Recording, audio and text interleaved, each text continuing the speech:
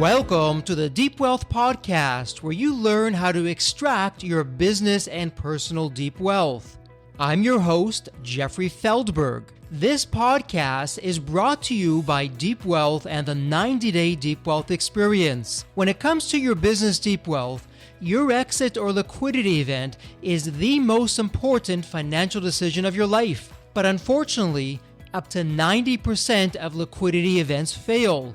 Think about all that time and your hard-earned money wasted. Of the quote-unquote successful liquidity events, most business owners leave 50% to over 100% of the deal value in the buyer's pocket and don't even know it.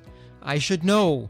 I said no to a seven-figure offer and yes to mastering the art and the science of a liquidity event. 2 years later, I said yes to a different buyer with a 9-figure deal. Are you thinking about an exit or liquidity event? Don't become a statistic and make the fatal mistake of believing the skills that built your business are the same ones to sell it. After all, how can you master something you've never done before? Let the 90-Day Deep Wealth Experience and the 9-step roadmap of preparation help you capture the best deal instead of any deal. At the end of this episode, take a moment and hear from business owners like you who went through the Deep Wealth Experience. Welcome to the Deep Wealth Podcast, and wow, is this a special edition for you? And actually, this is a follow-up to what we did last year. You know, at Deep Wealth, we're all about extracting both your business and personal deep wealth. And that's what today's episode is specifically about. And we've been graced with the presence of Justin Breen, who's no stranger. He's a friend of the Deep Wealth community. He's back here again. And Justin, welcome. I've got to say, and we're talking offline for a few moments. When we did this last year, it was with your first book. And I thought, wow, it doesn't get any better than this. You've distilled the essence of success and life and personal and everything else, but you made it better with the second book, Epic Life. Terrific title. The content, which we're going to go into for everyone, is absolutely over the top, but you did it. So easier said than done. I don't know how you did it. We're going to be talking about that today as we go through these gems, absolute gems of insights and strategies for the listeners who are new to the community. And we have a lot of them. There's been so much going on here at Deep Wealth. Why don't you give us a little bit of the story behind this story? And you can even update us, Justin. So, what got you from where you were to where you are today? Well, I'm very grateful to be here again. And it's like you said, with time, evolution and growth and progress, sometimes it just takes time. And then you look back, you're like, wow, this has been an interesting journey. And then it'll keep getting better. So, started first company a little over 5 years ago after I was a journalist for 20 years. So after job salary was cut in half, couldn't find a job, reached out to 5,000 people to find first 5 clients while I was working full-time at half salary with zero business background, and then got 5th client, resigned, and then people started to find out about it. So now 2 books, 2 companies, partnering with top people in the world like you constantly. And it's just really interesting. I'm glad you started the interview with that because I'm very grateful. I was a journalist for 20 years, so you don't go into that for revenue or employee count. I never took a business class or anything like that. I didn't even know what an entrepreneur was. And so it's been a really fun journey, a little 5+ years, and it'll just keep getting more interesting and more interesting. Hats off to you. And Justin, one of the things that we really intentionally did last year that we're doing again this year, it's the end of the year and people have some time off, some time to think. And as usual, as we look to the new year, we always do a little bit of reflection. Okay, what worked this year? What didn't work? How can I do things a little bit better? Maybe become even more successful, pay it forward that much more. And oftentimes, Justin, I don't know what you feel or what you find, but when it's so personal for us, we have the answers, but we don't know the questions. So what I'm really excited about with today is we're going to provide the questions for people to think about based on the second book. I mean, it's just over the top again with what you've done. We're going to dive into it in just a moment. But for our listeners, we're going to go through 30 platinum strategies, 30 strategies for life, for business, to optimize your life for happiness. And Justin, like we spoke about last time, when you get it right on the inside, you definitely then get it right on the outside and not the other way around. With that in mind, what do you say? Should we dive into the first one, the cream rises to the top? What do you think? Well, I think so because, I'm 100% simplifier, meaning like I just take everything and turn it into a pattern. So all this book is like 30 things I learned from top people on planet. And then here's the answer. Here's something to think about that leads to the question, like, am I going this way or am I going the other way? And I've found that going the 30 ways each of these chapters in the book is like, there's the answer. And then most of those answers, if not all, come from top people on the world to how they've created great lives for themselves. So the first one's the most important, I think. And before we go there, Justin, I just want to jump in there because for our listeners, if you're new to Justin Breen and his world, you may be thinking, yeah, Justin, whatever, some of the top entrepreneurs on the planet. Okay, a little bit of self-bravado there and promotion. Let's just stop that because absolutely not the case. This is not going to be letting the cat out of the bag on this. I want everyone to go out and we'll put in the show notes a link to get the book. But wow, Justin, you're a heavy hitter because right off the bat, one of the first introductions that you get is from a heavy hitter out there who is just changing the world as we know it and doing some incredible things. I'll leave it at that. Keep that as a little bit of a suspense.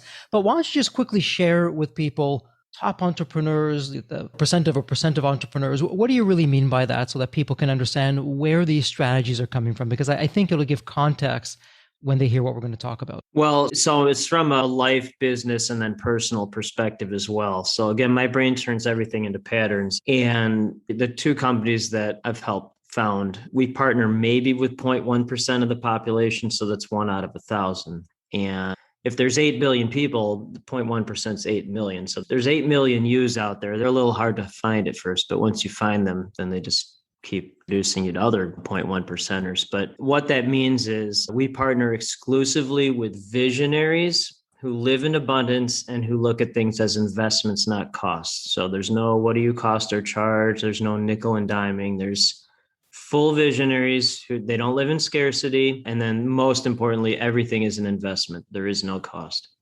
And with that in mind, it's a terrific segue into the first strategy. And I know your father was and is such a huge influence in your life. And so when you talk about the cream rises to the top, which is directly from your father, yes, what's going on there? What was going through your mind when you wrote that? Well, if there's only one chapter to read, it's the first one. And the book's not long. It's a little over 100 pages and each chapter's a couple. But if there's only one, it's that one. And it's quick background. Like most sons have good relationships with their dad, but this is a different type of story. So my dad was 61 when I was born. He was born in 1916. He was a World War II and Korea War hero. He'd be 106 if he was alive now. He died when I was 13. And so he was shot down multiple times in combat, many times without a parachute, became an attorney in the Nuremberg trials, president of an insurance company, came from nothing. He and his 3 brothers, who are all also deceased, they all served in the military in World War II. And so they came from nothing and they all became very successful. And so from age 5 to 13, when I had a brain, functional brain, I guess, a memory. And when my dad was alive, every day would say, the cream rises to the top, the cream rises to the top. I didn't understand what that meant until pretty much recently, actually. And that's why it's chapter 1. But so my firm's partner exclusively with the cream that rises to the top are those that will make the investment to do that. And then the chapter has excerpts from my dad's diary, which he wrote during the Battle of the Hürtgen Forest, which was a very deadly battle towards the end of World War II. I'll give you we didn't talk about this last time, but one of the entries, it's graphic, but Christmas Day, 1944, my dad was on the ground watching 3 American planes fighting against 1 Nazi plane. And then the Nazi pilot shot down the first 2 American planes, but the 3rd American plane got the Nazi pilot.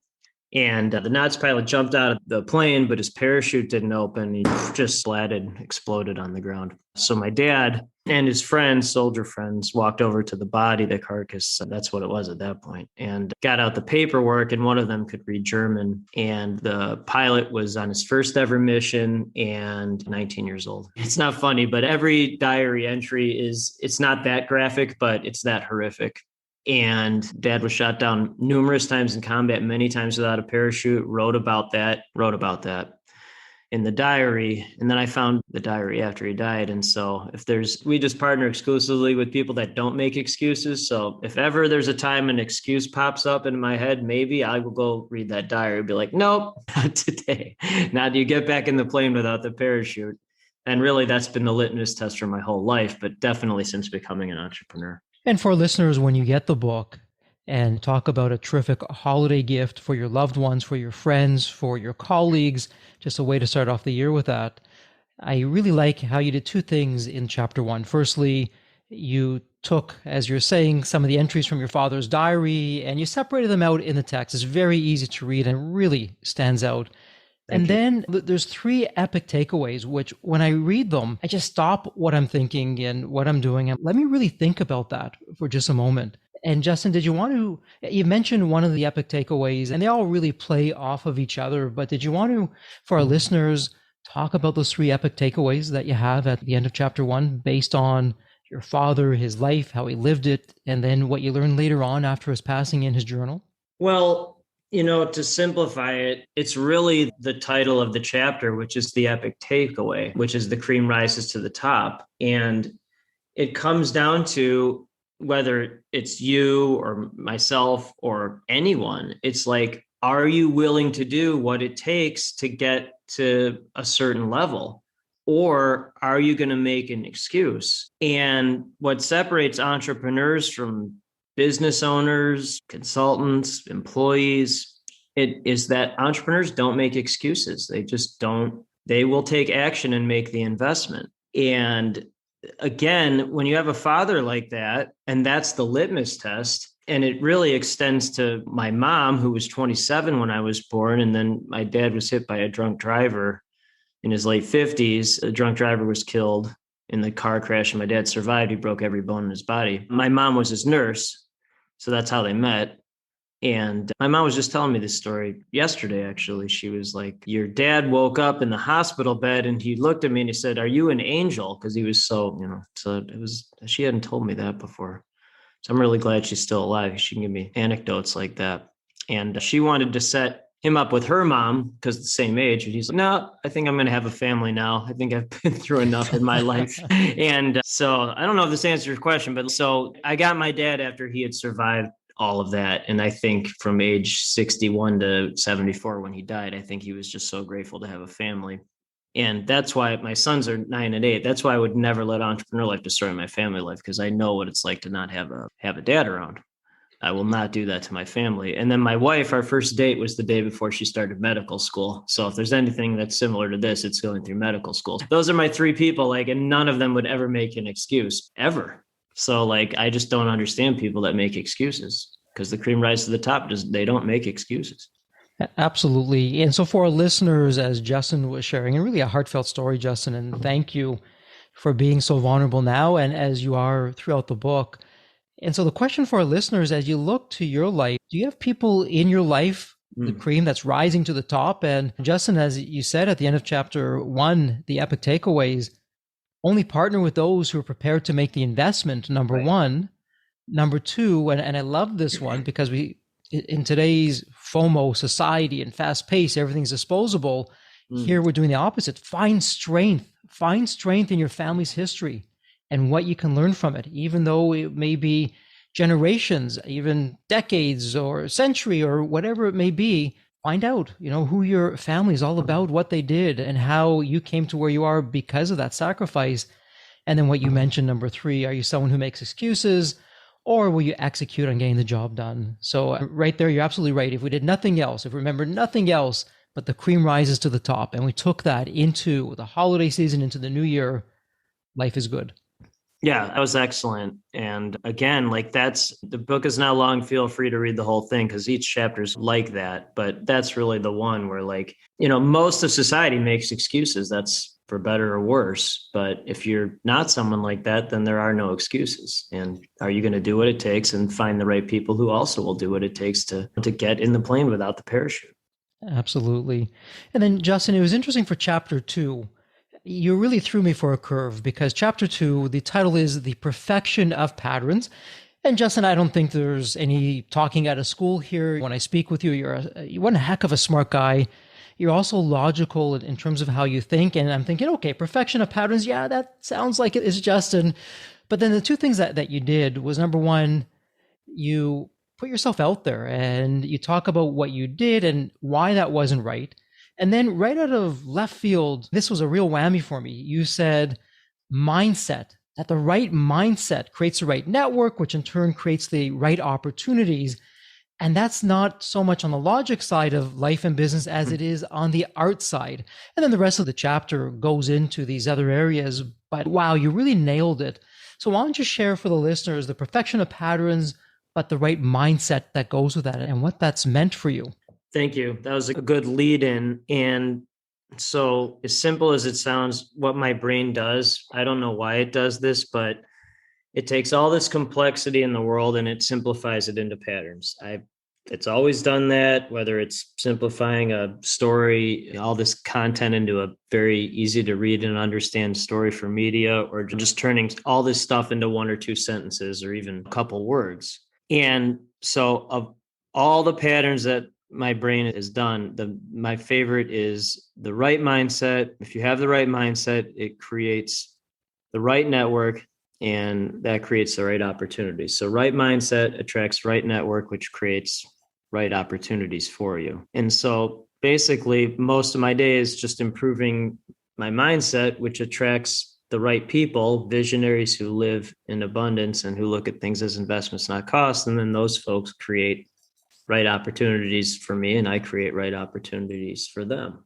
And to double down on that, like, talk is meaningless to me without an answer or a pattern or a useful tool. And so I've included 3 of those tools or assessments in the chapter. My favorite is Kolbe, Kolbe. That's how your brain takes action. It's not your personality, but and so in 5+ years as an entrepreneur, of the Kolbes that I know of, my firm's partnered with one person, only one less than a 7 quick start.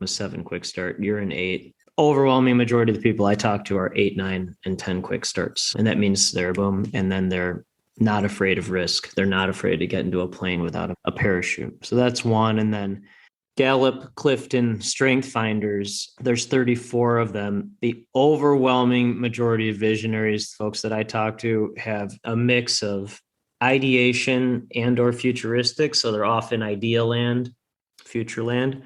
But then they have a mix of activator, maximizer, and achiever in there. So they're off in ideal land, but they'll do something about it now. And again, there's 34 of them. I'm 32 out of 34 in ideation. So very low on that, which is actually a strength because I know if it's a really great idea or not. And then very low in futuristic, but top 3 are activate, maximize, achieve. So talk to an ideator who will do something, immediately simplify, and then activate, maximize, achieve. That's why it works. And then the third one is print, PRINT. Most folks don't know about that one. And that's your unconscious motivators. So people see the tip of the iceberg. They don't see the big chunk under the water. So that's your unconscious motivators. And most folks that I talk to are 8 3s or 3 8s like me. So 8 is to be strong and self-reliant, and 3 is to succeed and achieve. So there's no overthinking, there's no overfeeling, there's just go for it, go for it, go for it. You wouldn't be a top visionary entrepreneur if you didn't go for it. You just wouldn't be. So that's what the 3 patterns in terms of that world that I see over and over again. And before we go into how knowing yourself has just been such a boon to you with rituals, we'll talk about that. It's always interesting just speaking with you, Justin, or when you do an introduction. Hey, so I'd like you to meet Jeffrey. He's a 6'3", and so is this and that. Right. And it's just a unique way. But what I really admire, and you talk about this in the chapter, and we spoke a little bit about this last time, but it's worth revisiting it.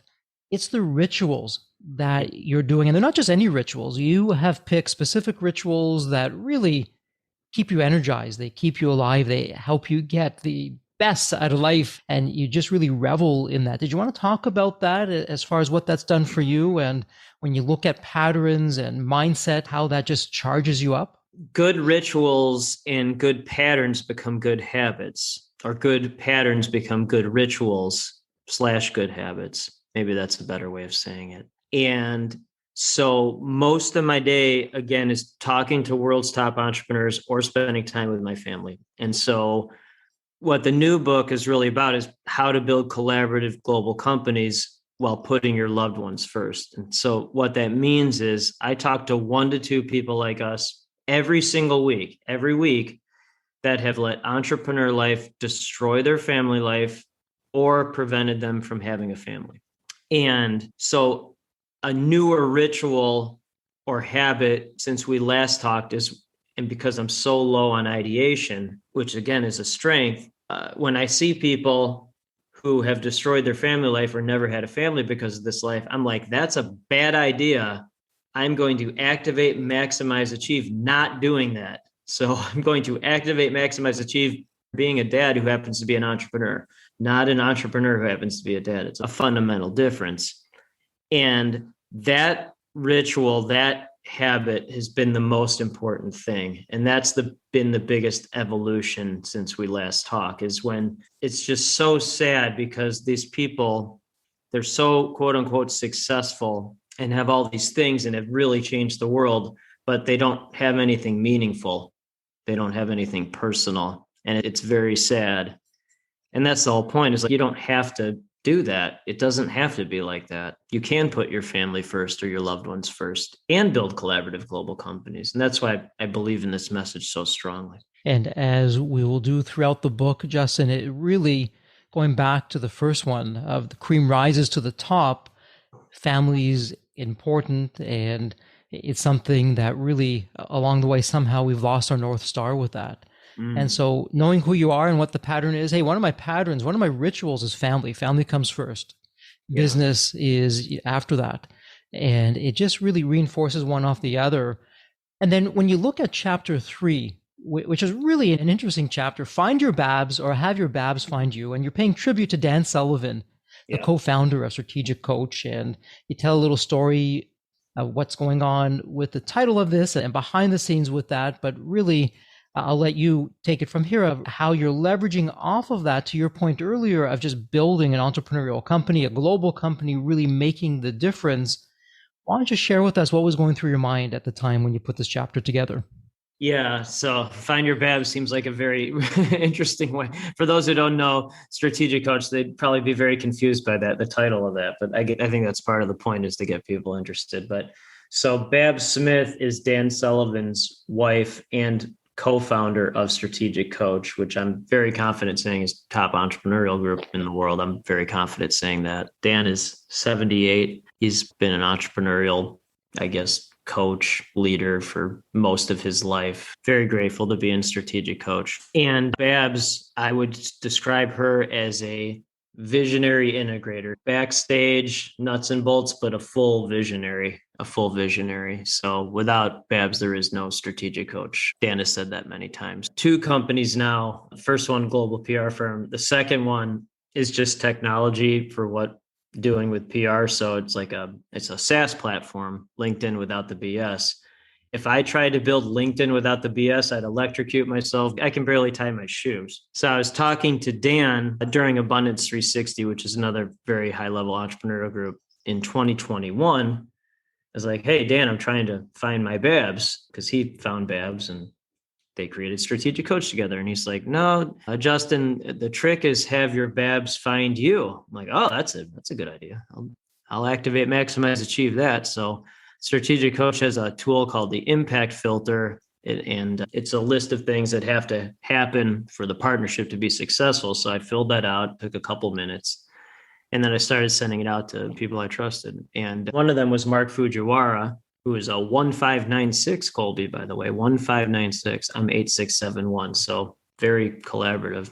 And he looked at it and he goes, oh, that's a good idea. Let's do that. So we created LinkedIn without the BS. And like Babs, Mark is a full visionary integrator, loves being backstage, loves building the stuff, doesn't want any of the glory, which is fine, but he's a true he's a bigger visionary than I am, even though he's backstage. And that's why it's been an amazing partnership, because he's my Babs. I call him that all the time. And we're laughing and joking a little bit, and it's a cute title, but really, as you talk about it, Justin, one of the key takeaways you talk about partners, and at least we can focus really on both the life side, but on the business side, you know what? The partner that you choose for your business, or plural, the partners that you choose for your business, that's going to make or break you. And I want to take that concept for just a moment with this chapter number 3, strategy number 3. And once again, we're going to marry it to strategy number 1 with the cream rises to the top. And so are you having partners where they're actually sinking to the bottom, or are they rising to the top? And if we just take a business point of view for just a moment here, what does it look like in your business for the listeners? Because if they're not rising to the top, you know what? Stop what you're doing. Don't pass go. And change it, correct it, make the difference, because you're headed for a world of pain and trouble. Only get worse. Only going to get worse at one point. And so again, as we head into the new year, as you're thinking about this, is really just a whole new game changer of a strategy in terms of how you're looking at your business and what that means. And Deep Wealth, we're all about maximizing enterprise value and success and paying it forward. Well, I got news for you, and it's not great if you don't have the right partners, or if you're thinking about a partnership, whether it be an investor or a buyer or someone who's buying into the business to become your partner. Does a cream rise to the top? And just such an epic takeaway, pun intended there. But that also goes to chapter number 4. And you have such witty titles, Justin. So chapter 4, strategy 4, winning the wrong game. Talk about an oxymoron. So winning the wrong game, a terrific story that goes behind this. Why don't you share it with us? Thanks for saying they're witty. I would describe my humor as very dry. People don't know I'm making a joke, but a lot of times, like the names of my company, BrEpic, it's just a joke because I like saying the word epic constantly. So now there's scholarships and youth baseball teams, and I just like saying the word epic. It's just funny. And I've been saying that for like 20 years. So it's funny. Okay. It's just like, why not enjoy that kind of thing? And when you're a journalist, you don't, for the most part, you don't get into that for revenue, employee count, office space, like landing the plane stuff. I've never understood any of that stuff. And so being an entrepreneur for 5 years, you would talk to these people in these rooms who are like, oh, my company just got 10 million revenue, or we just got our 50th employee, or we're expanding to this, or we just made this magazine list's top 5,000 list, or I'm like, okay, that's great. And so certainly the follow-up question I always ask is when someone leads, which is fine, by the way, but the question I always ask when they're done, after 10, 15 minutes of talking about all that stuff, I go, so how's your family? And not always, but many times like, oh, I never see my family, or never had one. And those are the most miserable people I've ever met in my life, ever. And so I was talking to one of my entrepreneur friends. His name's Jesse Elder. He's a genius. He's a 9 quick start. He's very similar to your Colby, by the way. He's 1 point higher in quick start, but he's also a 6 fact finder. I was talking to him. I'm like, why do people like that lead with that? Why do they lead with that? And he's like, well, they're just winning the wrong game. I'm like, oh, that's a good idea. I'll write a chapter about that. And so I can always tell when someone's winning the wrong game because they lead with 10, 15 minutes about all this stuff that they don't really care about, but it's what they have. So that's what they have to lead with. And winning the right game is spending time with family and or loved ones, creating real purpose. And like what you said earlier, which was brilliant, it's inside first, then out. And that's what the folks that are leading with the material things, not the meaningful ones, they're leading with the outside stuff first. And it's because there's nothing. And Justin, you're so right when we're speaking with people, and I'm going to go back to the cream rises to the top. You're absolutely right. It's foundational for the book, and it's foundational with what we're talking about. When you're speaking to people, listen not to what they're saying, but what aren't they saying, and what's missing from that, and why. Good. And does the cream rise to the top? And you're really walking the talk, because in winning the wrong game, you referenced this earlier as we headed into strategy 4. You said, I love saying the word epic, and you just found different ways to say the word epic. And one of the epic takeaways, strategy 4, winning the wrong game, play your own game with your own rules. So Justin, in your world, one of your rules is how many times a day can I say epic? Have my company name like that. I'm going to have the scholarships that are going to be like that. And God bless you for being able to do that. But then in winning the wrong game, you also tie in, so you're having some fun with that, but you're also tying in, and really it goes back to find your babs, or have your bab finds you. And then it goes back to patterns. not letting the entrepreneurial life destroy the family life. And that's foundational in terms of optimizing a life for happiness.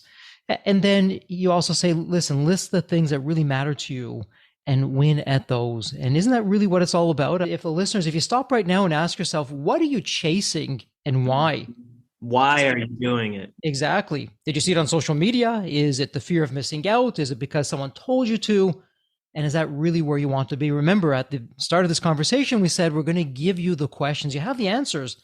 You may not have the questions.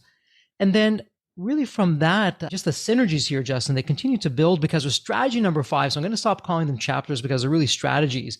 So strategy number 5, we talked earlier about how your inner talk forms your outer world. And wow, strategy number 5, name your years. And I just love how you're saying, pick a theme, pick a word or a small number of words for your years. And you talk about how in 2020, it was global growth and everything that you did was global growth. And then in 2021, it was no limits. So why don't you share the power of what strategy 5 has done for you and why you're putting it out there for everyone else to both learn and follow for themselves? Thank you. Again, wasn't my idea. One of my entrepreneur friends, PR partner, Joe Martin, he's like, oh, I named my years. And I'm like, oh, that's a good idea. I'll start doing that. So in 2020 or 2019, late 2019, he told me about it right before COVID. Started 2020, every day, global growth, global growth. So before COVID shut down, every day, global growth. And so in 2020, every day, global growth. Joined 2 of the top entrepreneurial groups in the world, which are fully global, PR partners around the world, started talking to people all over the world. And then 2021 was no limits. So every day, okay. So when you have no limits, there are no limits, no limits. So started the second company with a partner I'd never met in person until a giant launch party later in the year. First book, international bestseller in 6 countries, record profit. So no limits, right? And then this year, Epic Life. So the name of the book, Epic Life. And it wasn't the name of the year and book it wasn't my idea either. None of those were my ideas. I was on another show similar to this with a great friend, Bill Bloom, also PR partner, tremendous entrepreneur. It's like, oh, your first book is Epic Business. The second one should just be Epic Life. I'm like, okay, that's great. Thank you. That's perfect. And then it wound up being the year as well. And I start thinking about the next year very late in the year. And it'll happen when it happens, but I don't have 2023 yet, the name of the year yet. But I will. And then when it happens, every day it'll be that title. So I'm very much looking forward to what 2023 will be. And I'm sure whatever it is, you're going to be having fun with that, going back to one of the earlier strategies. And let's see if you can figure out how to put the word epic into that. We'll see how that all pans out. And then strategy number 6 was really an interesting one. And strategy number 6, the more you see who, not how, yes, the more you'll see you didn't see. And again, I just love the play on words that you're doing here. They give you a lot to think about before you even dive into the strategy itself. So why don't you share with the listeners, Justin, what was going through your mind at this point, and why have this as a strategy in the book? Yeah, it's really interesting how your brain works. I'm an 8 fact finder, you're a 6, so I'm really these are the best collaborative calls. But so the one person that I know of who's less than a 7 quick start that my firms have partnered with is Jason Lowe. He's in Strategic Coach. He's a 5 quick start. He's more like a 9 or 10 now, I would say, but his official Colby score is the 5 quick start, even though he doesn't act like that. And during a Strategic Coach event, he said that phrase, that's the chapter title. I'm like, oh, that's very powerful. And then one of the books that Dan Sullivan, along with Dr. Ben Hardy, have written is called Who, Not How.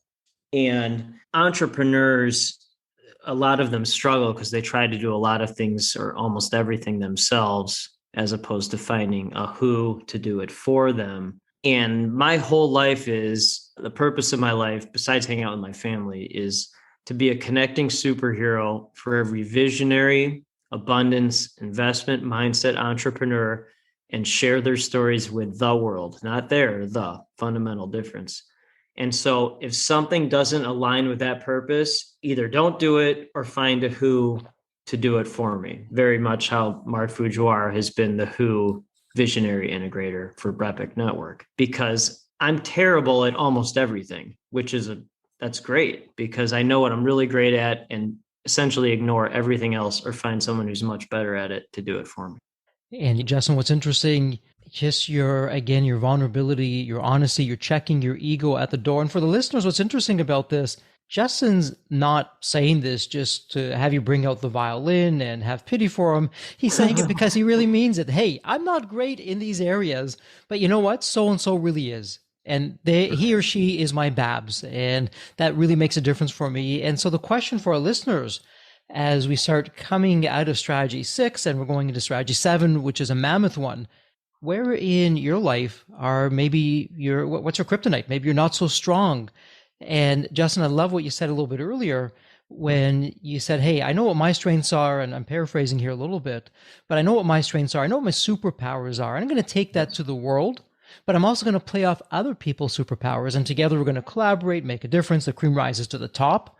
And no coincidence there. And you're doing some wonderful things together. Then you can tie in the perfection of patterns and finding your Babs. And it just goes on and on with that. But you know what your superpower is. And so for our listeners coming out of this, what's your superpower? We told you at the start that we're going to be asking the questions.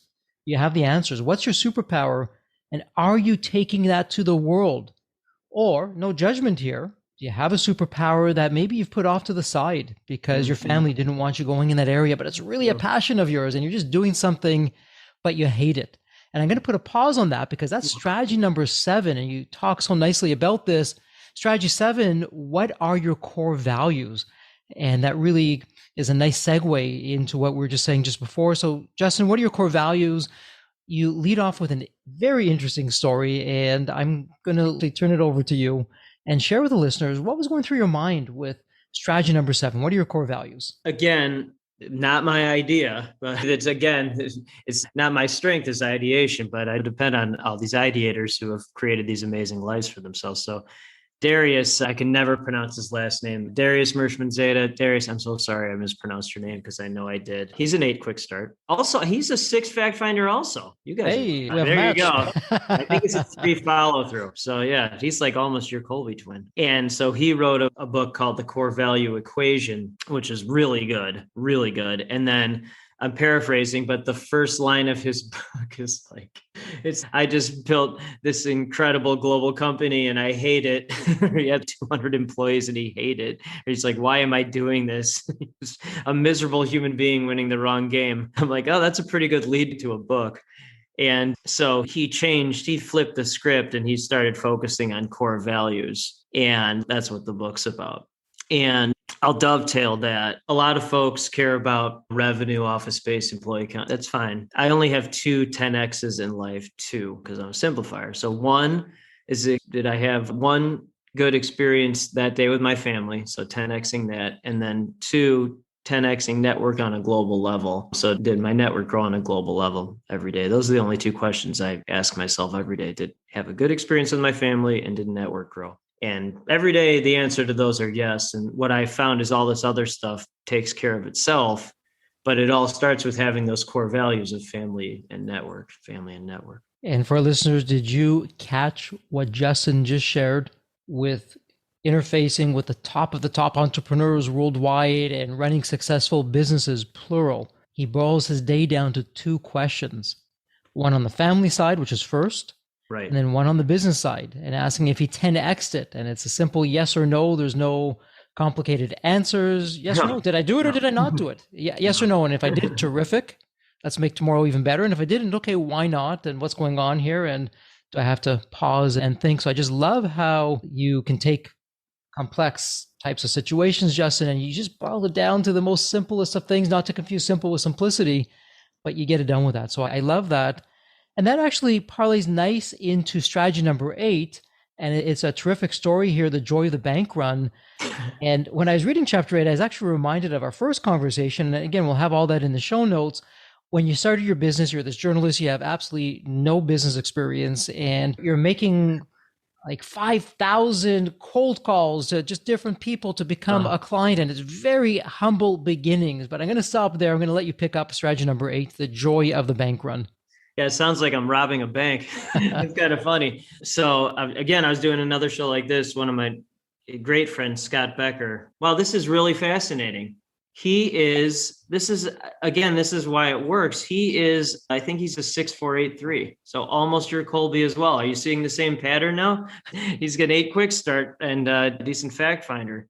Maybe I should have put all the Colby folks, like every chapter, like their name, and then in parentheses, should have put their Colby. That would have been an interesting connection. I was on my way to the bank when he was interviewing me. I'm like, oh, hey, I'm on my way to the bank. And he's like, isn't that fun making a bank run? Because it reminds you of humble beginnings or like income coming in or whatever that is. And it was joking for sure, but it was also serious because it very rarely happens anymore where you get like an actual physical check. But the first check that I ever got that said BrEpic on it, which I thought was all hilarious and awesome, was for $500. And I remember driving that check and depositing it into the bank. And it was so cool. It was so cool to see that. And then the checks they've kept going up and up and up and up and up. And then the first check I ever got for BrEpic Network, the second company, I actually saved the receipt for that one. I didn't for the first one. But it's a really good reminder of getting out of the office or out of your house and then just appreciating, hey, you've created something where people are investing in it, where people are valuing how you can help them. And it's as simple as going to your bank and depositing a check. And you know, Justin, what I really enjoyed about this chapter, you're just starting out, very humble beginnings. It was small, $500. It's not so much about the amount, but it's the start of an epic, pun intended, word intended, an epic journey, Justin, that you're starting. And forget the amount. To this day, you will always remember that. And it really it goes back to the perfection of patterns. Strategy number 2, what are your rituals? So you know what? You could have played the victim. Oh, poor me. I'm just getting going. I don't really have any money. I got this piddly little check, but not at all. It was like, wow, look at this. Someone's actually paying me. And it's got the word BrEpic on the check. Does life get any better? So, really for me, strategy number 8, the joy of the bank run. And whether it's a bank run or something else, it's really a ritual. Can you look back at your journey? And as important as you're going through your journey, particularly something that's new for you, can you really live in the moment and just soak it all in and use that to energize you to really make the difference? And that's also interesting because that theme ties into strategy number 9, people who pay attention. And it goes back to, I love what you said earlier with your superpowers. How you know what your superpowers are, you look for other people's superpowers. Let's just pause the conversation here for just a moment, Justin. You're not in this world.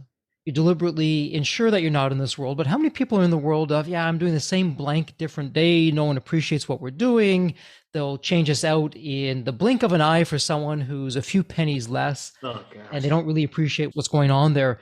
And I remember from our numerous conversations that you deliberately went out of your way to only work with people who appreciated what you're doing. So there's power behind that. With strategy number 9, people who pay attention, why don't you share with the listeners some of your key insights? Well, everything's about progress and evolution. And again, our firms partner exclusively with visionaries who live in abundance and who look at things as investments, not costs. So the most interesting thing that I've seen since really cementing that is that some people think they're visionaries. They think they live in abundance, but they still look at things as costs, not investment. And those people are not visionaries and they don't live in abundance. They live in scarcity and they're not visionaries because there's a cost attached to things. And I found that the people who do partner with our firms, and certainly ones that partnered with the first one, many of them became partners in the second company, the network as well, because they had written the check, made the investment, and they were glad to write the check for the second company as well. And I'm full activator. So talk to me it's completely meaningless without taking action and making the investment. There is no cost. There's no, what do you charge? There's full action and full investment. And people that pay with that investment, those are the ones that I strictly focus my entire time around, because those are the ones, one, that actually do something, And two, those investments allowed me to spend time with my family, which is what I value most. Goes full circle, cream rises to the top, no excuses. You're finding your rituals or your patterns. You're finding your babs. You're actually winning at the right game very intentionally because you're having people that are paying attention and they're paying you and life is good. And it actually helps you name your years as you go along and just go through each of the strategies. They build one off the other. It's incredible. But then you really brought this home. We're now a third of the way through with strategy number 10. And so it starts off with gratitude journal, but really it was a whopper of a chapter, very heartfelt with the stories that you're sharing. I just got the goosebumps and the shivers when I was reading. You're talking about your Uncle Stan and what was going on with him. And I'm not going to take the wind out of your sails on that one.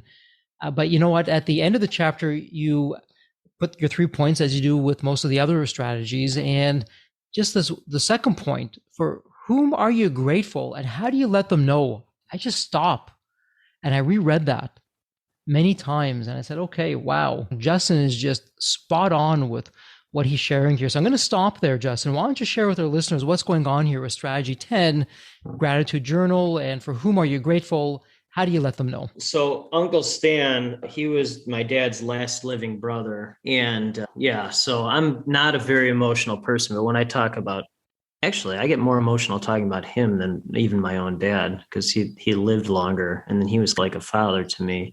And then he sat directly to my right when my mom told our family that my dad had passed away. So we weren't even at the hospital. And then my uncle, who was full military hero, Navy, a great American, just a great American, an inventor, a genius, like his IQ was completely off the charts. And he started crying because I think he was the last of the Breen brothers that's a tough one when you've overcome all that in their lives. They grew up in a tiny little apartment where my grandpa was like a tailor, speak no English, and they grew up in this tiny little place. So for him to be the last living one, I think that was very hard for him, very hard. And so he was like a father to me after my dad died, which I'm endlessly grateful for, that had all that wisdom from him, and his wife, Fran, who also passed away, unfortunately. But they were the most supportive people in my life by far after my dad died, those two for sure. And endlessly grateful for them. And so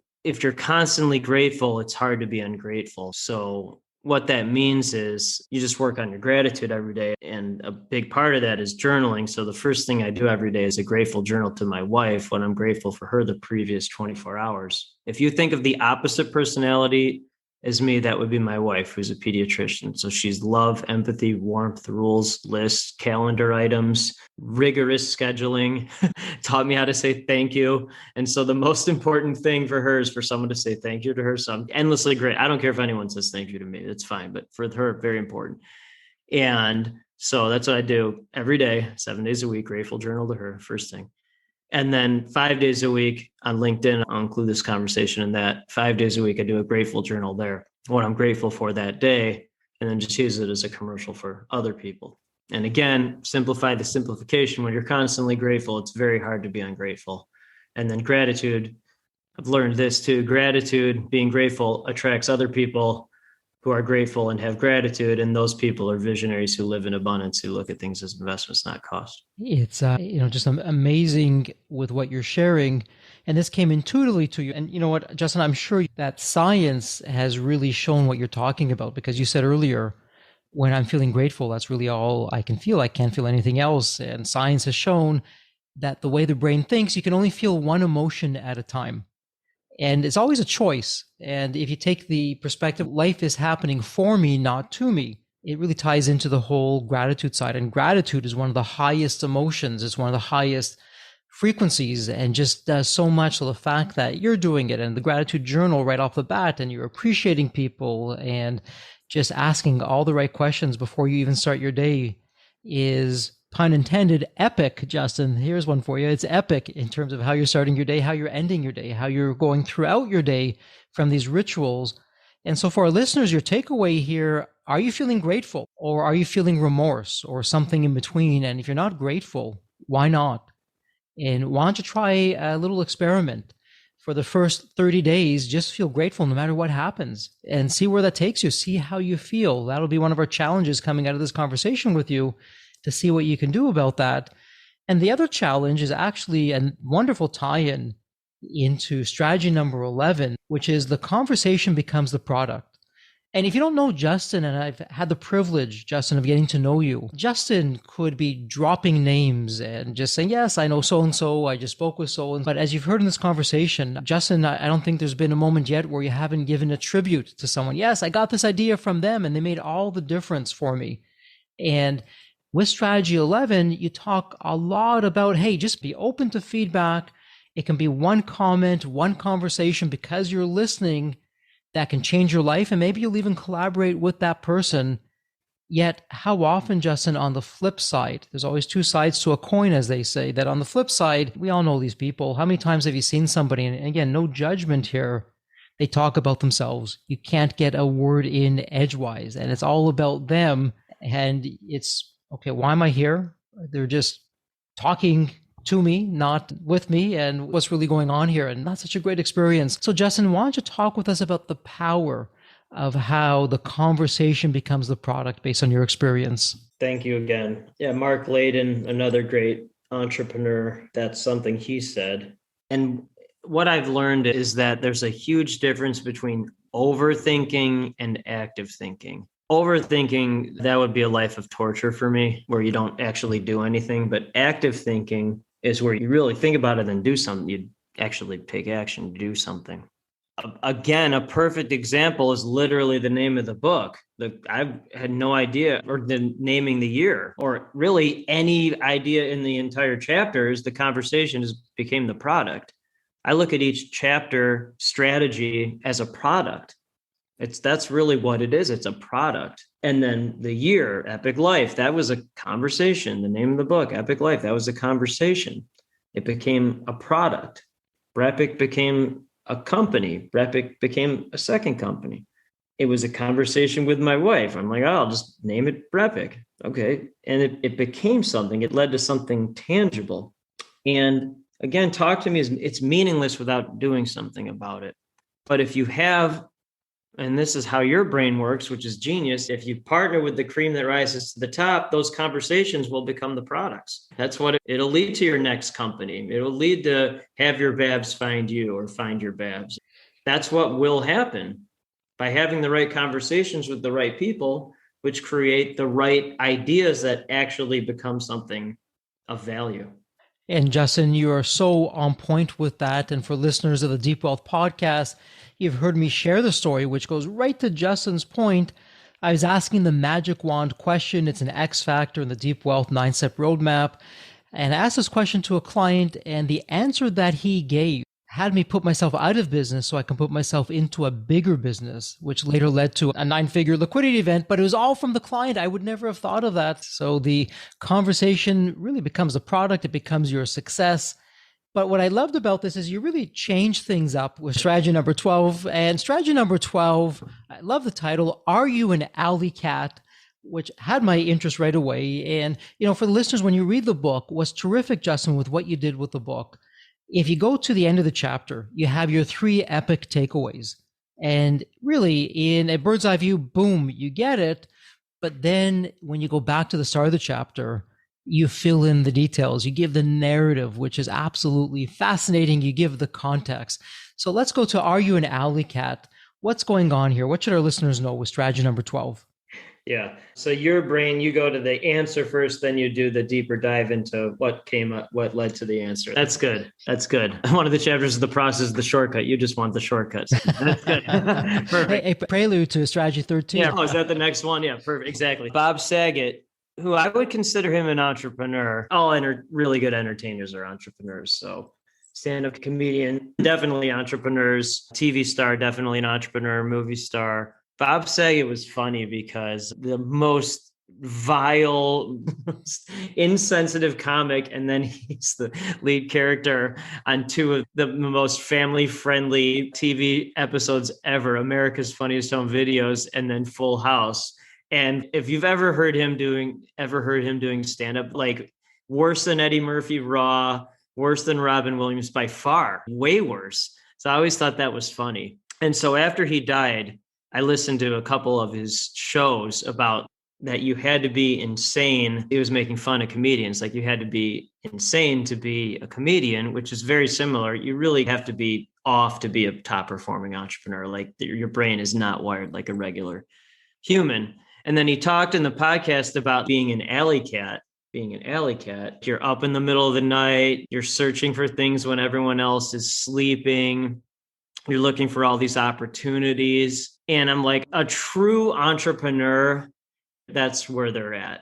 They're up at all hours. They're coming up with ways to really change the world when everyone else is not putting in the work. They don't mind doing whatever it takes. They're off from regular society.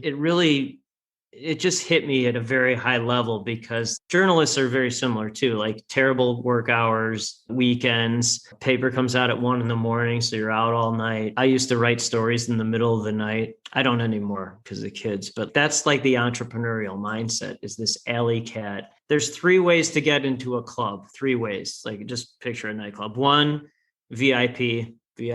That's a very small percentage. 2, the overwhelming amount of people will stand in line like sheep. If you want me to do an aside, I can talk to you about a Science Daily article I saw about sheep and sheepdogs. I can if you want, because that'll be a chapter in the 3rd book.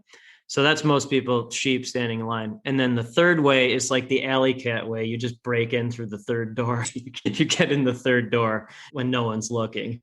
And so that's the entrepreneur. That's the alley cat mindset. Isn't it ever where there's a will, there's a way, and doing what's right often isn't easy. And hey, I'm going to go around, through, over, whatever it takes just to get that done. Can I tell you something funny that just happened? Absolutely. So that over the weekend, this is a perfect example of that. So both of our sons are in travel soccer. And one of their games was in downtown Chicago, and it was an AstroTurf turf field. And the whole field was surrounded by a giant fence because there's very limited space there, a giant fence and nets. And so there were probably about 50 parents there. And there were little bleachers outside the fence. So 48 of those parents sat in the bleachers. Even though there was a fence in front of the field, it's very hard to see through a fence. And so there was a little opening and I snuck in, even though I was told not to. The coach actually said, hey, you can't sit there. So, okay, I walked back out and then snuck back in and then sat in a corner inside the field and got a better view of the game. So I'm like, that was the perfect example of that, of like, hey, I actually want to see my son play and not be behind a fence. But most people, they would just do what they're told and sit in the bleachers behind the fence. And true entrepreneurs just not like that. They're just not. Justin, the alley cat who's begging forgiveness, not asking permission. You would do the same thing. You're absolutely right, Justin. I would, I have, and I will. I can see you in Toronto at like a Maple Leafs game trying to get in like the basement of the Maple Leaf Gardens or whatever. If I had $1 for every time I sold, hey, you can't do that, and I'm begging for forgiveness, a whole other episode there. Yeah, right. And, it's interesting. So book number 3, love hearing that. And you've given us a little bit of jab there, something to look forward to in the upcoming year. So we'll look forward to that. And I would love to talk about the whole sheep thing, something that is very much of interest. Love what you're doing with that. But why don't we keep a little bit of a non-spoiler alert? We're going to keep the listeners really in suspense on that. You're going to have to wait for next year after the 3rd book comes out and when the next book comes out, and we'll definitely do a deep dive on that. But then for strategy number 13, which is really near and dear to my heart, because less is more and simplicity. And for our listeners, maybe this becomes one of your themes for this upcoming year. You could say the word simplicity, or Justin, if we're thinking of you, epic simplicity could be a theme for some of our listeners who are overly complicated with what they're doing. So simplicity, the process is a shortcut. Strategy 13, the process is the shortcut. So Justin, this is all you. Take it away. Well, I think you just gave me the title for 2023. Thanks. Simplicity. I'll probably do that. Thanks. Thank you. There you go. You get credit. Love it. That. Simplicity or epic simplicity? Well, simplicity is simpler than epic simplicity. Done. Sold. Done. Yeah, it might. Not 100%, but 99 on that one. 99. Okay. That's good. Okay. So the process is but again, this is how I learn, and like my brain, if something's really good, I'm like, oh, that's perfect. Because then I'm thinking like, oh, simplicity. then that's pretty good. That's a pretty good. So it'd be global growth, no limits, epic life, simplicity. That's pretty good. That's a pretty good. All right. So I'll stop there. But that's what my brain does. And so that does factor into the process as the shortcut, because entrepreneurs at the highest level, they just want the answer. They just want the shortcut. They don't want all the complexity. They don't want all the reasoning behind it. Just give me the answer. Just tell me what to do.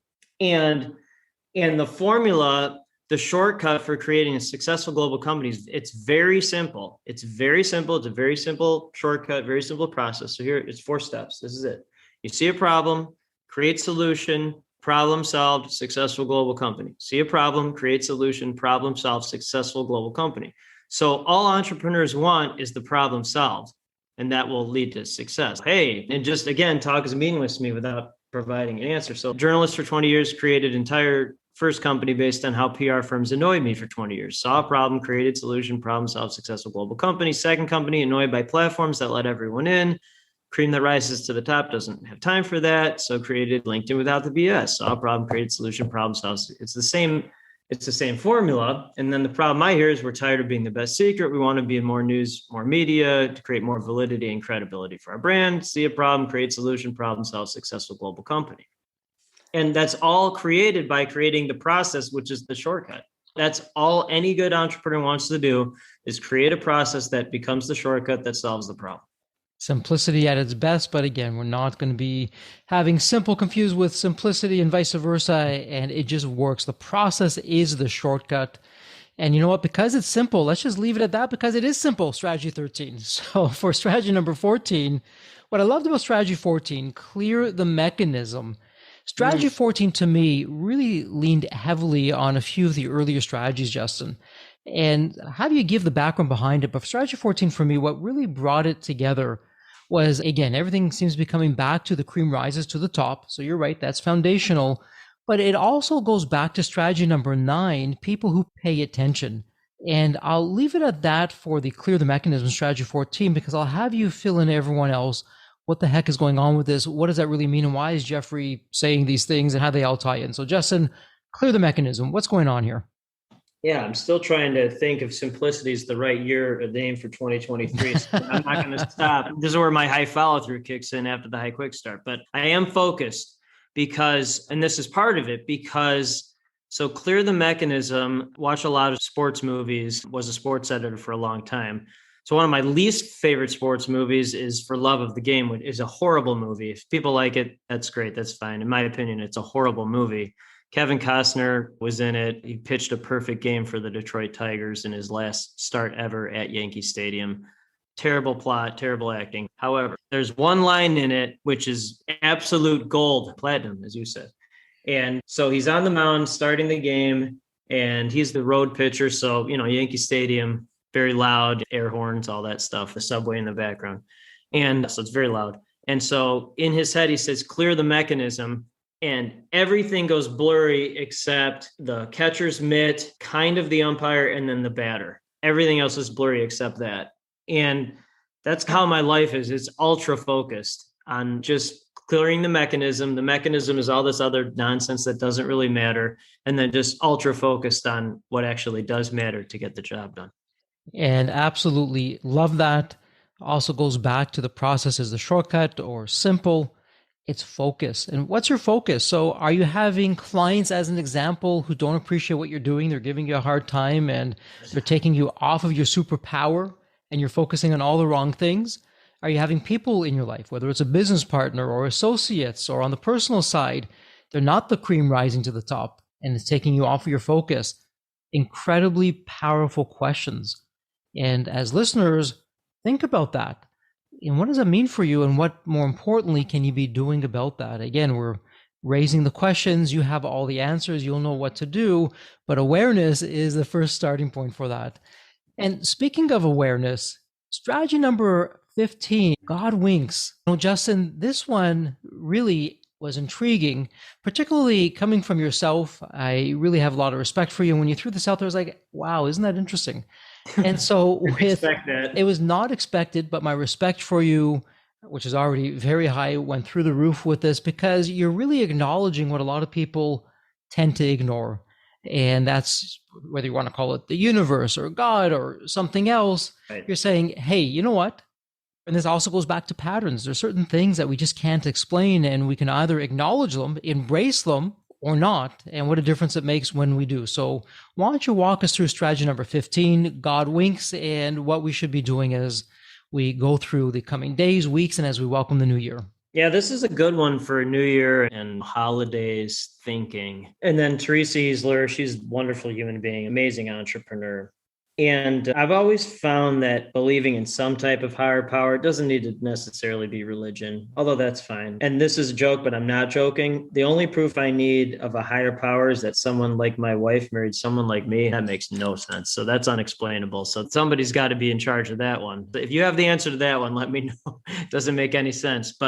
And then if you think about it, like how my parents met or what my dad had to do to survive all that, it's unexplainable other than believing in something higher. So I was talking to Teresa Easler about that, and she's like, oh, God winks. I'm like, oh, okay, right about that. And it's really interesting when it's not giving up control per se, although it kind of is, but it's a very comforting feeling. And you talk about lack of ego. I think that's the ultimate lack of ego. I'm glad you said that because it's making me really think about it. It's like a lot of entrepreneurs, they put themselves first, but what I mean is like really over anything. It's beyond a selfish thing. I would say like true visionaries put themselves first in terms of helping themselves because they can help others, but having a higher power that is a comforting thing as opposed to making yourself the higher power. Does that make sense? Because that's the way I look at it. It's not an ego thing. It's giving up a power, but that it will allow yourself to help as many people as possible by giving yourself an ability to accept that type of power. I think that's really what it comes down to. You said that so eloquently, Justin, and the short answer is absolutely. It makes perfect sense. And it also, for our listeners, it really takes the pressure off of us that, hey, there are things that are beyond me. I don't necessarily need to understand them, but things do happen. They happen for a reason. And let's go back to mindset, Justin, which is such an important part. And one of the strategies that you shared earlier with your mindset is, hey, part of the mindset is life is happening for me, not to me. One little word, for, and then the word to. What a difference that can make. And when you look at strategy 15 with God winks, it really brings that all together of life is great. I don't need to understand all of it, but there's just these synchronicities that are happening, and isn't it wonderful? And speaking of wonderful, it really ties nicely into strategy 16. And once again, I love your play on words. Be a small giant. What a play on words. Strategy 16, be a small giant. But small word aside, it's a giant of a concept in terms of what you're doing. And for me, when I read this, Justin, it really got back to the superpowers. What's my superpower? Mm-hmm. Let's get rid of this imposter syndrome. Let's forget about what everyone else is doing. I was put on this planet to do something special. I now know what my superpower is. I'm going to take it to the world and make a difference. And it could be the smallest things in my mind, but it can change lives and actually be a really big thing for other people. So why don't you walk us through Be a Small Giant, strategy number 16. What's going on with that? I'm looking up his Colby real quick. Stephen Nooner. So he's an 8 quick start like you, 5 fact finders, so 1 less. But he's a 6 follow through like me. That's very rare. So he's a 6 follow through with an 8 quick start. That's really rare. And I'm a 7 quick start with a 6 follow through, which is also really rare. So I was talking to him about that, because we're both like unicorns. Most of the people Stephen and I talk to are very high quick start and very low follow through. That's true visionary all over the place, endless ideas. And if you don't hire 1 million people, nothing would get done. But that's fine because people like that create companies that change the world. So I was talking to Stephen about that. And he said, folks with our Colby, the high quick start and high follow through, he describes them as small giants. So at 1 or 2, maybe 3, but more likely 1 or 2 things, incredible superpower, genius, gifted, whatever that is. And then everything else, I'm not kidding. I don't know how to hold a pencil. I've tried to do it. It's really hard. It's really hard for me to tie my son's shoes, even though they can do it now. Thank God. They can put their own bike helmets on now. Thank God. The last time we talked, I was still having to do that for them. And it's really difficult.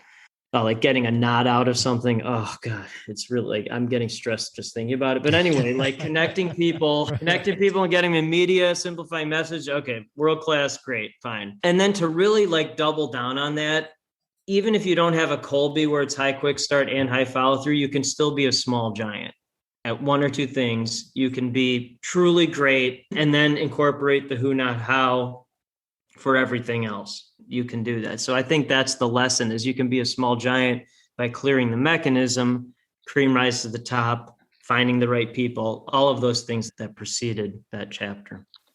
And what's interesting here, Justin, as you just shared that, and this goes back to clearing the mechanism with the focus and the cream rising to the top, and also some just a simplicity or simple. There's some foundational strategies here upon which everything else is built off of that. If you did nothing else but master these foundational strategies, everything else is going to fall into place. And that's what I loved, whether it was intentional or not. There really is a method to your madness of how you're doing all of this, Justin, with the book and one strategy after the other. And so congratulations with that. I mean, that your gift it's really incredible. This is now the second or third time you've done this. You take the shortcuts, the processes, and you turned it into one big shortcut. Like you just simplified 30 shortcuts by building onto each other. Like I wrote it, but then you verbalized it. Oh, thank you. Yeah, you're welcome. It goes back to teamwork as well. Exactly. Okay, Justin, for strategy number 17, and again, I love how you chose your words so wisely. Strategy 17, avoid boring people and avoid boring people. It doesn't get any more boring than that, Justin. And again, I love the continuity here. I'm not going to take the wind out of your sails. I am simply going to say before you explain this, that when I went through this, really for me, this went all the way back to strategy number 1, the cream rises to the top. But that's all I'm going to say. I'm going to leave the rest to you. So what was going through your mind when you came up with strategy 17 of avoiding boring people? The first thing was, should one of the borings be italicized in the headline to emphasize that it was two different versions of boring? And then I'm like, I think people will get it. And at least non-boring people will get it. And it's a really simple thing. It's a simple thing in entrepreneur world that, one, entrepreneurs are not boring. They're really the most interesting people on the planet. They're just totally different than average normal humans. And then also with folks like that, most of them have short attention spans. So they just want to get right to the point. So it's two things. Entrepreneurs like hanging out with other entrepreneurs because they're not boring. And then they don't like to bore each other. They like to talk about all the cool things that they're up to. That's really what it came down to. And it just goes back to, and we talked about this actually on the last episode and on this episode, and we're taking a little bit of liberty here because we didn't come up with this, but it's a beautiful quote. I believe it was Jim Rohn who said, you are the average of the 5 people that you spend the most amount of time with, including boring people, is in that average. So the math doesn't discriminate against that. And so it's words for the wise. And from boring people, let's keep this moving because strategy number 18 really hit home. Time vampires. Stay away from them. Yes. And the two things that jumped off the page, and I love these little sayings that you come up with along the way. Talkers are takers. Now try saying that 10 times fast. And not easy. Yeah, maybe you even have even a little bit to drink on that one. That'd be even more difficult. We're not going to go there, but I love that. Love that saying, that talkers are takers. We're going to talk about that in a moment. And then I kind of gave a little nickname. You have a list of 6, and I call it the Deadly 6. And so for I like that. The time vampires, there's a Deadly 6 list of 6 things to look out for.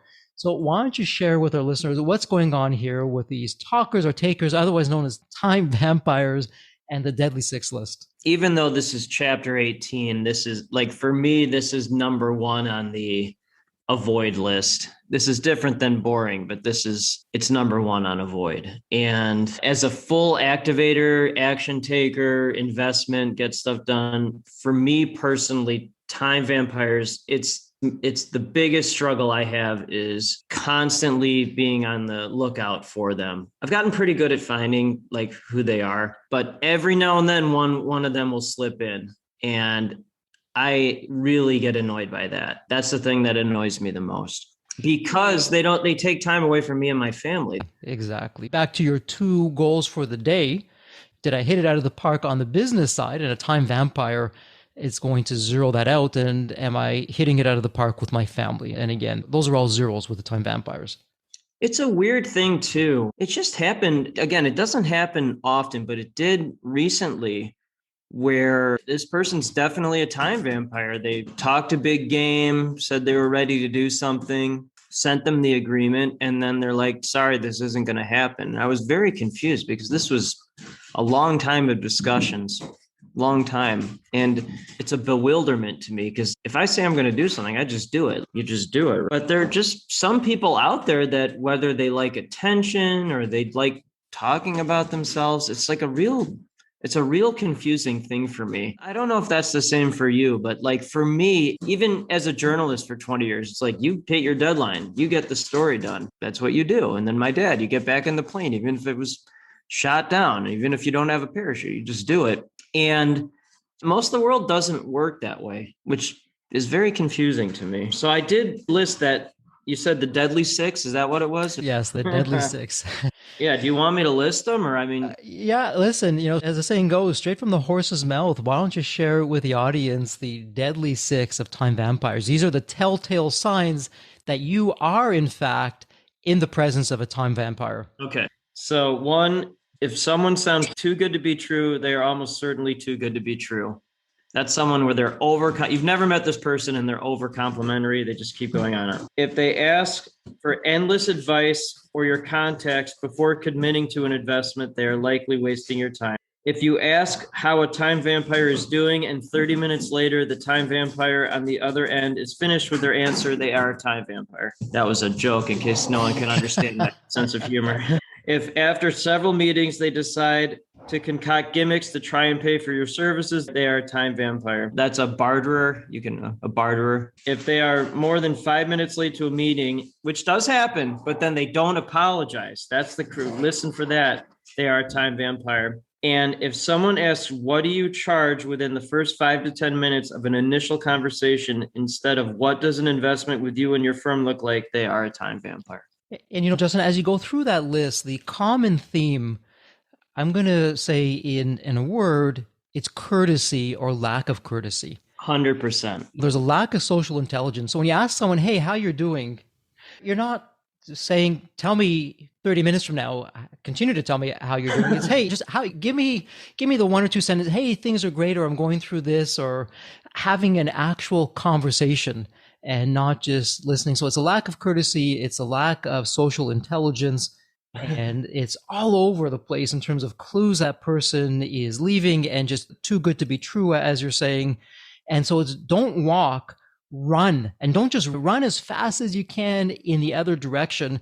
And for listeners out there, I'm going to ask a little bit of a tough question, because we've all been there. I know I've been there. And sometimes I've been on both sides of this. And the question is, you may even know the person is a time vampire, but you've put your morals aside. You've put your values aside because you want the business, and you put up with that person's what, because there's a contract at the other end, and you are miserable. You look forward to those meetings like you look forward to going to the dentist. Sorry for all those dentists out there.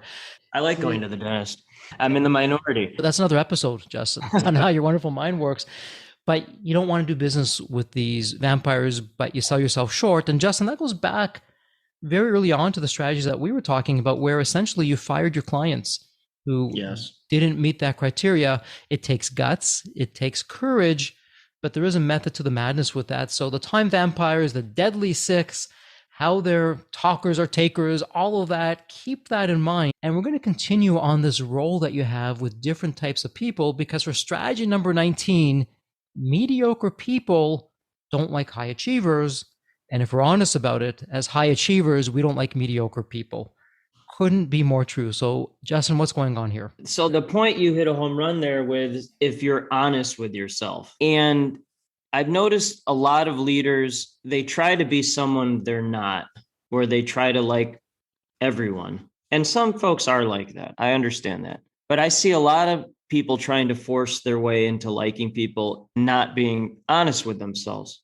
And this is a quote from Nick Saban, who I would argue is the top college football coach ever. He's won 7 national championships, including 6 with Alabama. And he was giving a pep talk to the Alabama football supporters, where he was talking about why he has such great culture with Alabama and why they win every year. And he was saying, we don't want people on our bus that are not high achievers, that won't put in the work. And then he said, because high achievers don't like mediocre people and mediocre people don't like high achievers. So that's Nick Saban's quote. And of course, the chapter credits him for that. But it got me really thinking that it's 2 different worlds. It's 2 different conversations.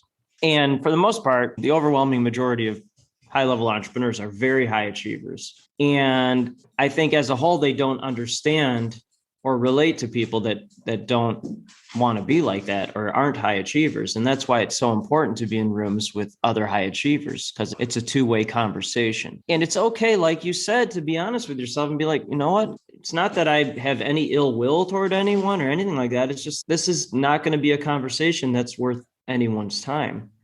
And being that direct, I think actually attracts other high achievers, and people who aren't, they're just like, okay, this isn't the right fit for me.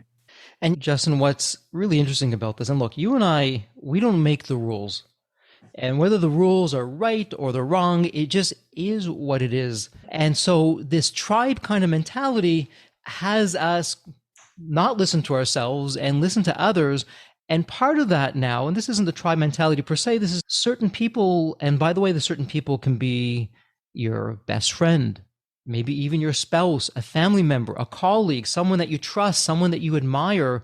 They don't want to see you better than them. They don't want to see you more successful. They don't want to see you wealthier. They don't want to see you more fit. Not everyone is like that. A true friend is thrilled. 100%. Absolutely thrilled if in different areas you just are above and beyond and you're hitting it out of the park. And we see this all the time. You're saying, I'm committing to health.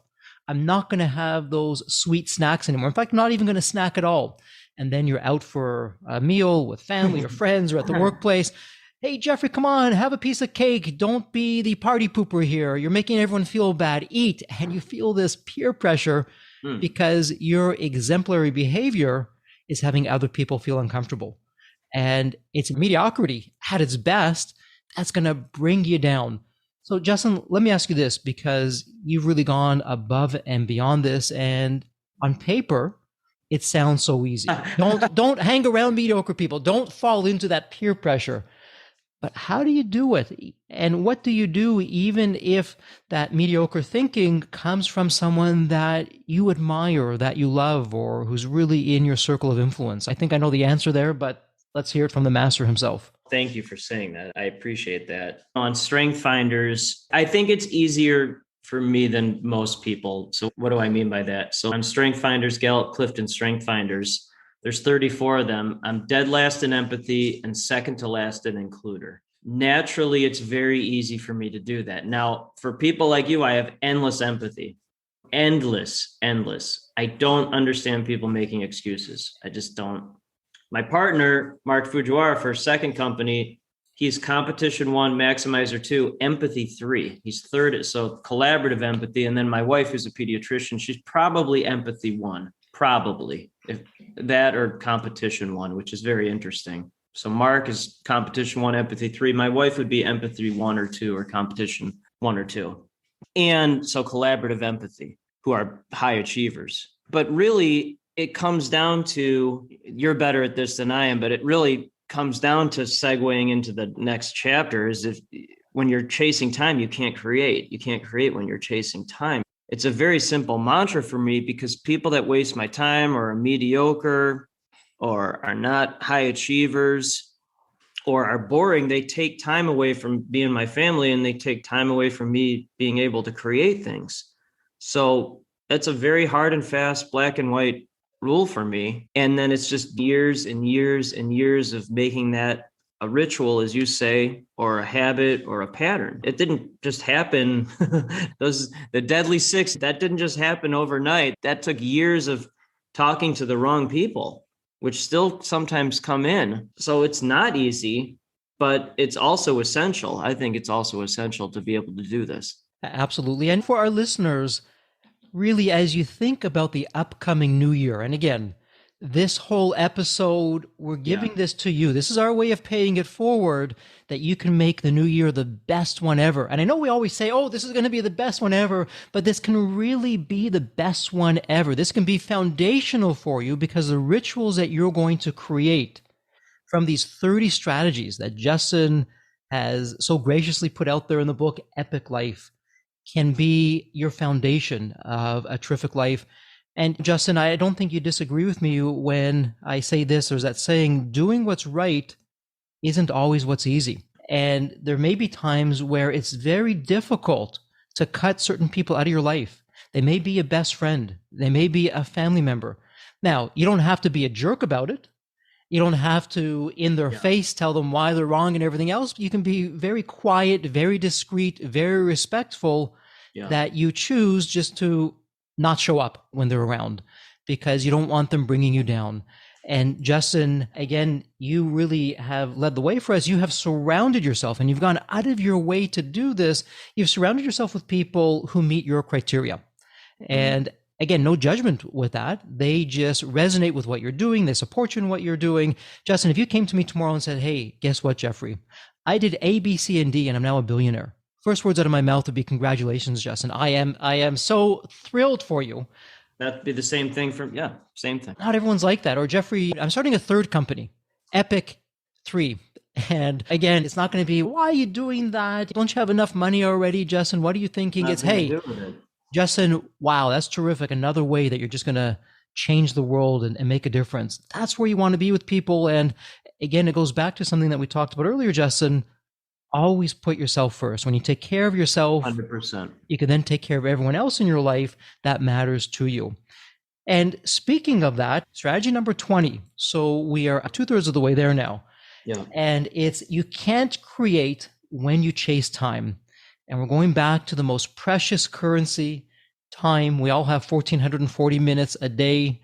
Doesn't matter how much zeros you have in the bank account, regardless of the zeros that you have, everyone has 1,440 minutes each and every day. And so what's going on here with you can't create when you chase? Again, those three types of people, which, by the way, that's the overwhelming majority of society. I've actively chosen to ignore that and focus on people like you because it allows me to spend time with my family and then create potentially third company or third book. And then people like you are like, oh, that's amazing. And then we help each other in that process. But to me, life is about, it's very simple, spending time with family and growing network. And I was in this entrepreneur meeting and there was a bathroom break. And so we were just talking in the bathroom. And so one of the entrepreneurs is like, oh, where have you been spending most of your time lately? I'm like, oh, at the soccer practice field. Because he expected me to say, I don't know, The Office or speaking tour. Just did a really interesting show the other day about the difference now between a virtual book tour and then what would have happened 20 years ago. And it was a really good discussion. And I did the interview on my son's 10th birthday. So it was October 10th, 2022. And I'm like, yeah, 20 years ago, I would have been in some ridiculous bookstore, some faraway city. I wouldn't have been home for my son's birthday. And that brings it home you can't create when you chase time. So what does create mean? Create means experiences with family, spending time at son's soccer practice or taking them to flag football practice, which I'm doing today, or getting their 5K bibs and shirts and stuff. You can't create memories. You can't create ideas with fellow collaborators. And what I see so much of, not from people like you, but in the world, is people are just constantly chasing time, so busy with stuff because they're just focused on the wrong things.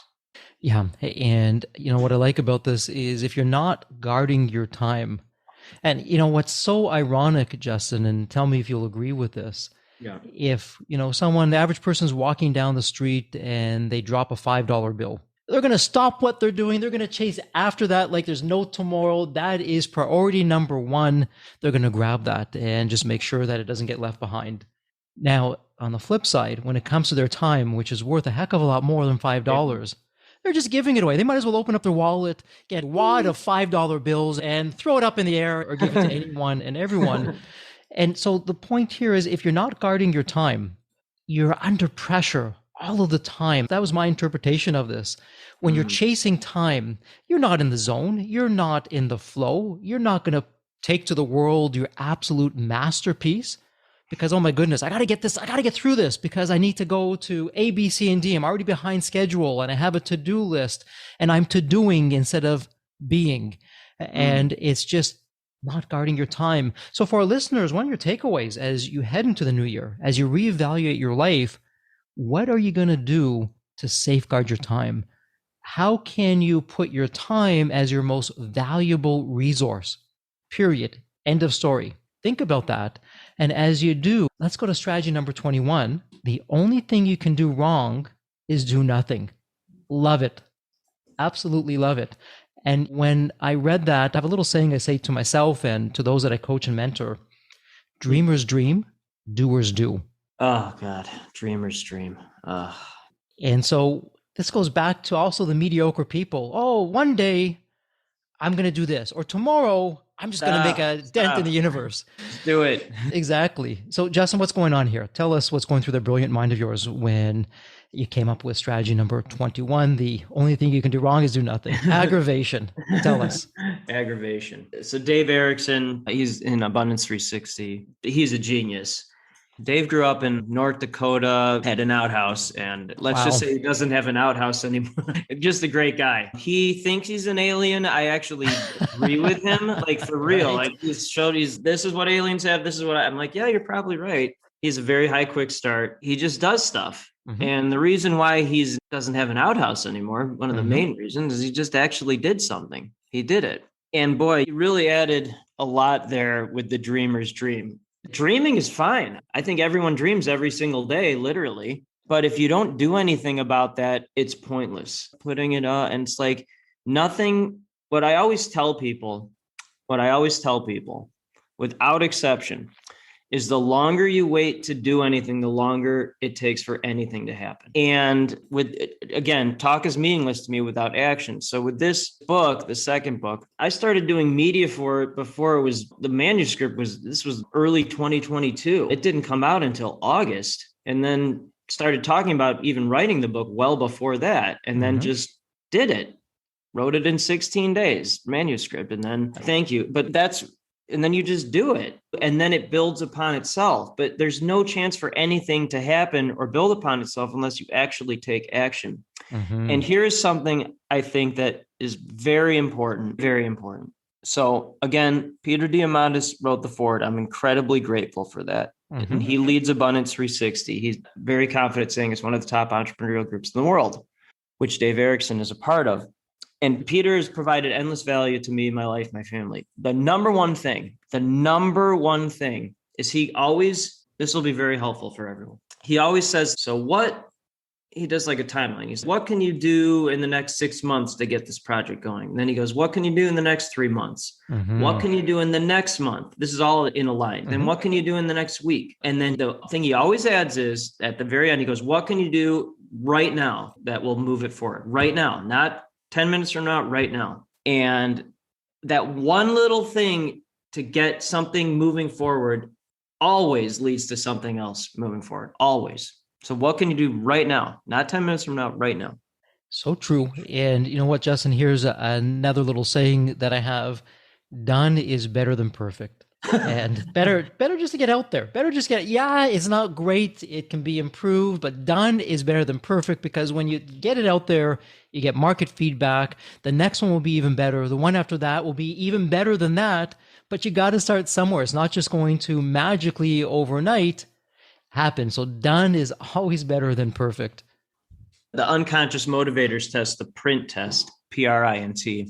It always puzzles me because one of the numbers is the number one, which is, and some entrepreneurs have this, by the way, really successful ones. Everything needs to be perfect and right.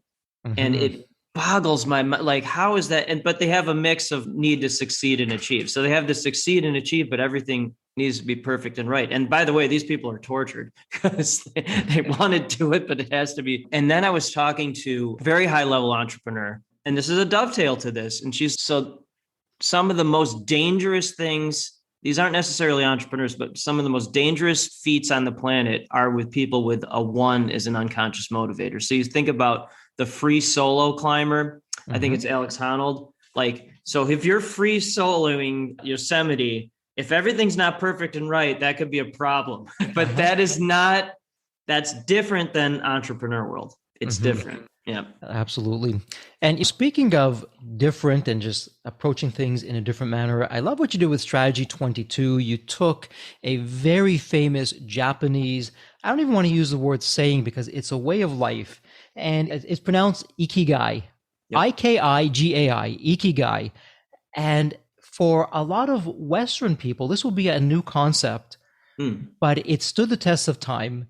And it absolutely has a place in your strategy. So tell us what Ikigai is, Justin, and what that's all about. Next time, I'd love for you to interview Mark Fujiwara, my partner for Second Company, because this is something he lives in at all times. Mark's lineage is half Japanese from his father's side and half Chinese from his mom's side. He's just a fascinating human being. And Ikigai is living in your zone of genius. It's living in your space of greatness at all times. And then it's totally focused on that. And it's such an interesting thing collaborating with Mark because he's so different than me, yet so similar because he's just like this peaceful, calm, kind, empathetic person who is incredibly competitive. And it's because he's living in his Ikigai. And his dad's still alive. His dad's in his 90s. And he said he gets it from his dad, who's just this calm, sit there, will listen very carefully, doesn't say much, and has this high level inner peace. And for anyone, but especially an entrepreneur, to find that inner peace and zone of genius, I would say is essential. Absolutely. And you know what? When you learn about the concept, you go through it, it just changes your lens on life of how you look at things. And we have in the West different ways that we say this. When you do an activity, are you feeling energized? Do you feel the flow? What do you look forward to? And actually, we talk a lot about this, Justin, in the Deep Wealth 9-step roadmap of preparation for the post-exit life. So before you begin your liquidity event, before you accumulate your wealth through the liquidity event, let's talk about life after the liquidity event. And really, it's Ikigai. What's going to keep you energized when you're not in the business day to day? What does that look like? And so I found having that in the book, strategy number 22, was spot on. And pun intended, here's something that's near and dear to my heart. Strategy 23, lead with your heart. And again, Justin, we're now on the art side of life and business. And for the logical folks out there, sometimes this is difficult for them to discuss or hear. What do you mean? Everything in life is just a complicated formula in a spreadsheet. What do you mean lead with your heart? Whoa, stop it. So you and I are on the same page on this. Why don't you talk with us, Justin, of your experience of leading with your heart and why this is in the book?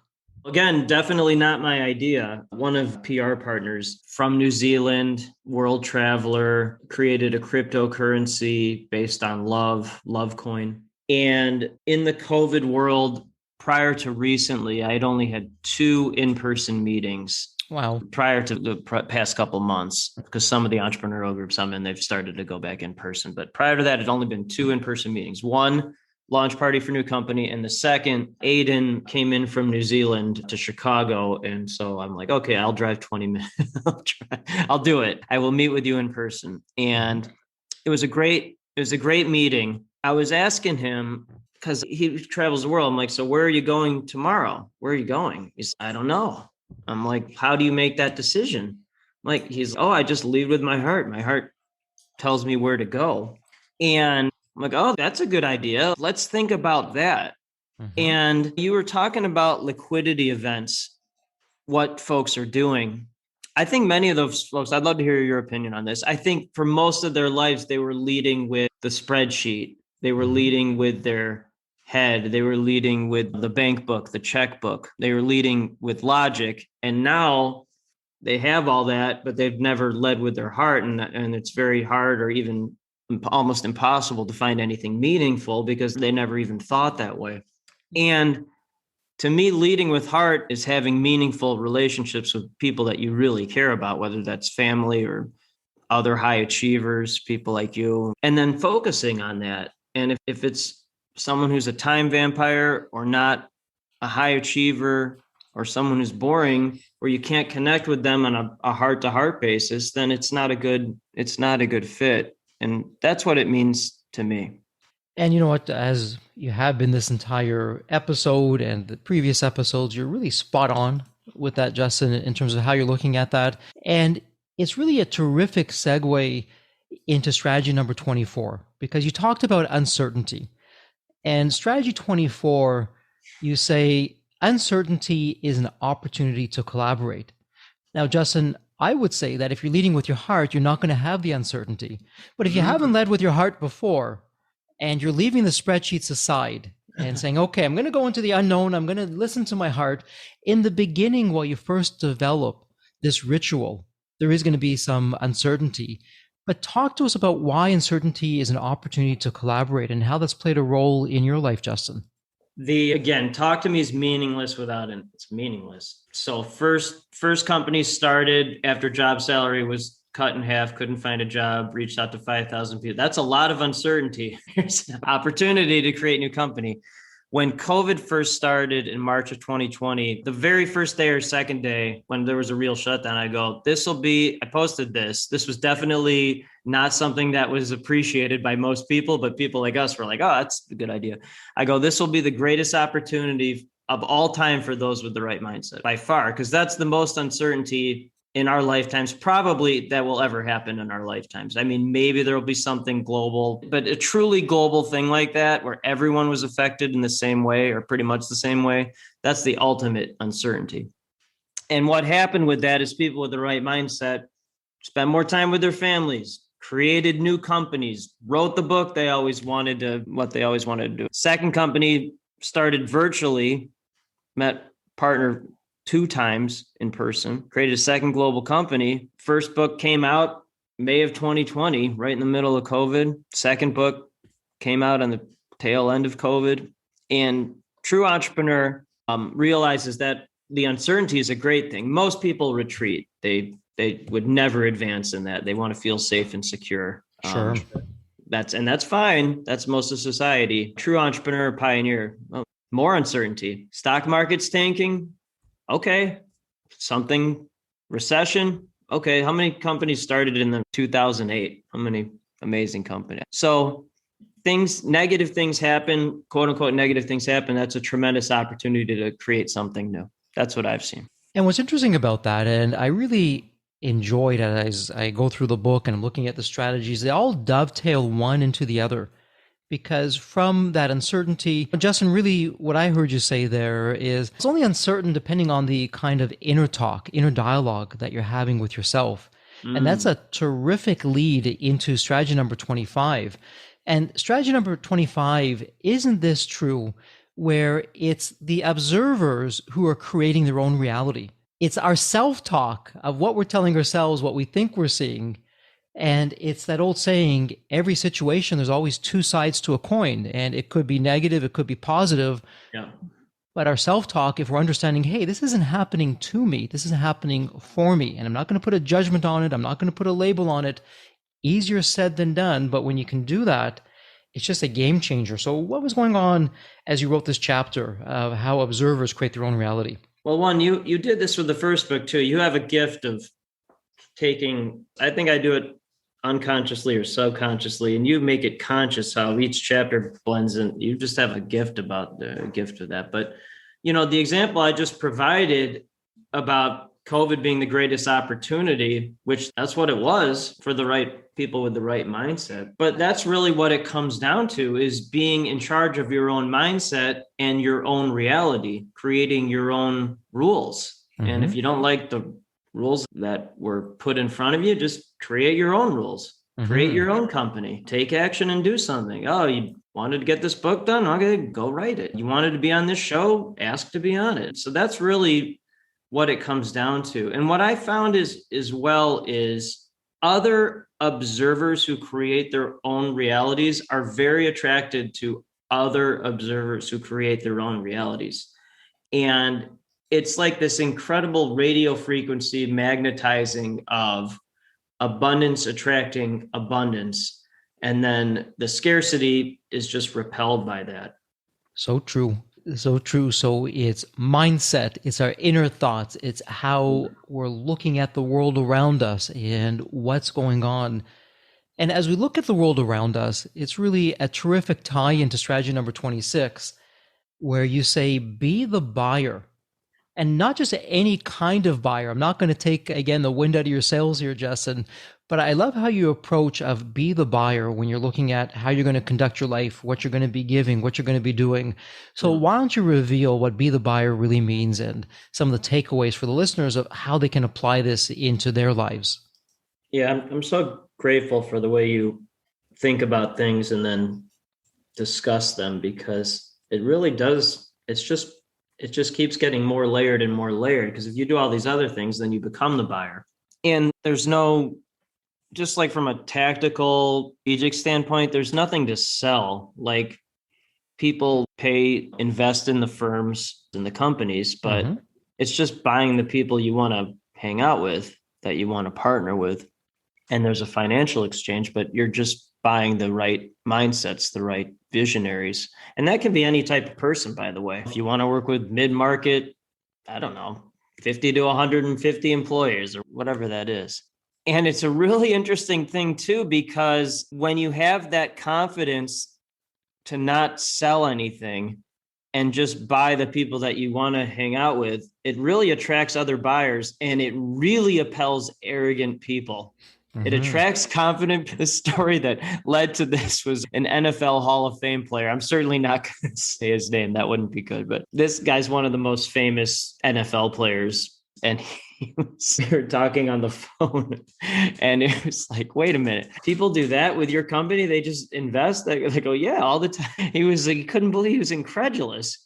And he was like, oh, well, first you have to do this for me. I go, no, I don't. I'm not. So that was the last time we ever talked. But like that confidence, like, I think it confuses a lot of people, but it definitely attracts the right type of person.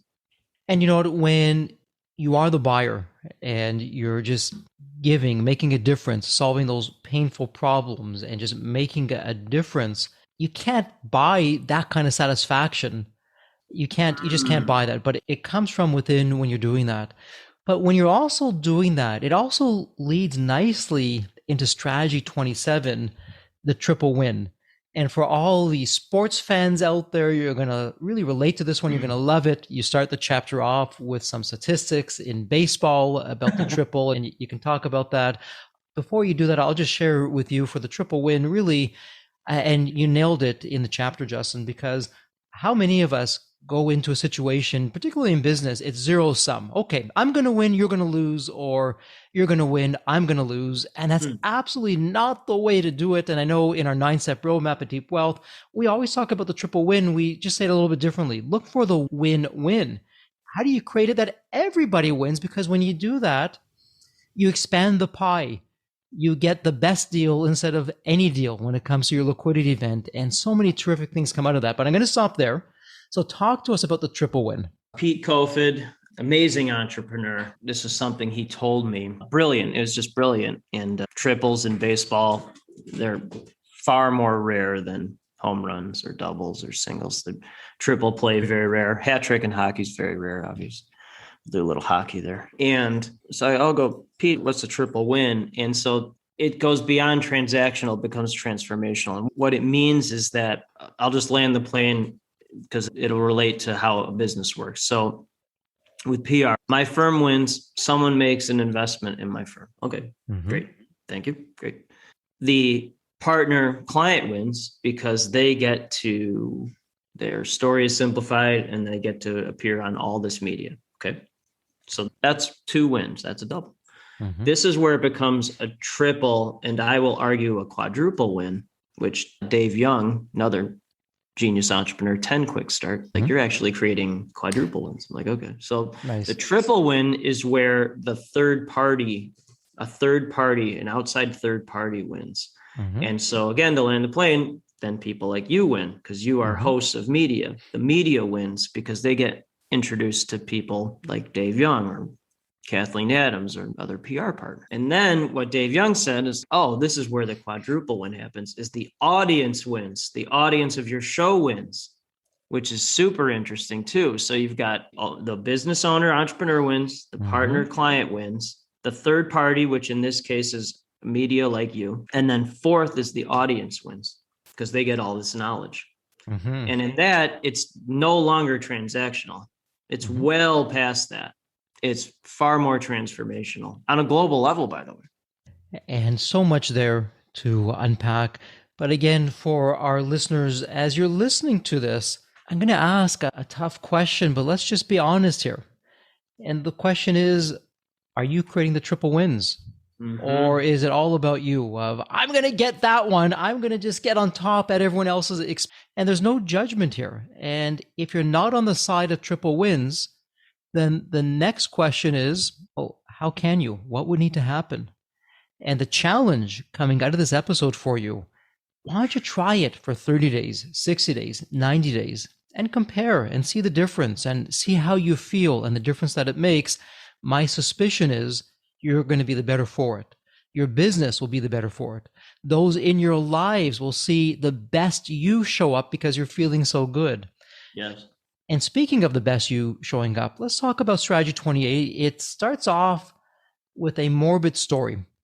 And Justin, I got to tell you, when I first started reading Strategy 28, I was thinking to myself, okay, where's Justin going with this? This is really having me feel down. And I'm, again, not going to take the wind out of your sails. You'll talk about that. But when you put out there what it is and why you shared that, and ultimately it's called the shooting, and the takeaway is what's really important to you in your life. For me, it brought so many things together. The cream rises to the top. So who you're surrounding yourself with in terms of the people in your life. Are you winning at the wrong game? Where are you spending your time and what are you doing? Finding your babs and the joy of the bank run. And really, I went through all the previous strategies and I said, oh yeah, this really relates and I get it. And even Ikigai, going back there of what that all means. So I'm going to stop there because I can just go through each of the previous 27 strategies as it relates to the shooting, Strategy 28. But why don't you share with us what's going on with Strategy 28, the shooting, and the takeaway for the listeners?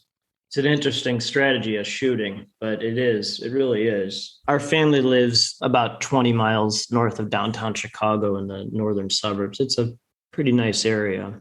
And shootings are very rare here. I do think about this every day, but hearing someone else talk about it, it's still pretty hard to think about it. But so my wife and I go to lunch at least once a week together. And so we went to lunch about a half mile from our house and pulled in the parking lot. And then I looked behind me and I saw a teen boy, probably between 17 and 19 years old. He was laying on the ground. There was blood everywhere. And where I live, that does not happen. I lived here my whole life pretty much. It's maybe happened three or four times that I can recall. But as a journalist for 20 years, covering shootings, and I yelled to the person, I go, "Were you shot?"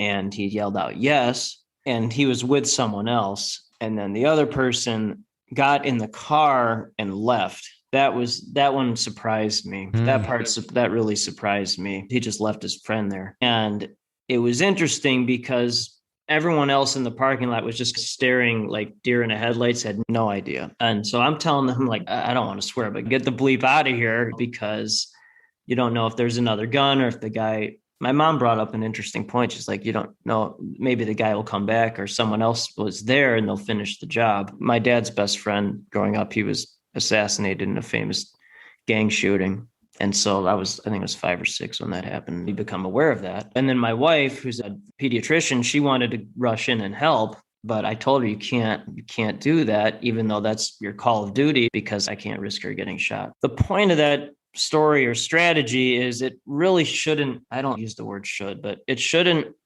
take something like that to make you realize what actually matters in life. But it was a really good reminder of how quick something like that can happen. And it's not random. I don't believe in randomness. It's not random that happened.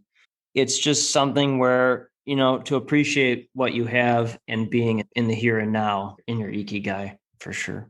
Yeah, so there you have it. Sometimes it takes a tragedy that we're a party to or a witness to, and really as a wake-up call, what's my life all about, and who am I spending it with, and the people that I want to spend my life with and enjoy and share together. And that really ties so nicely into strategy 29. And again, a little bit of a play on words, but it's a strategy that is really central throughout the book, Justin.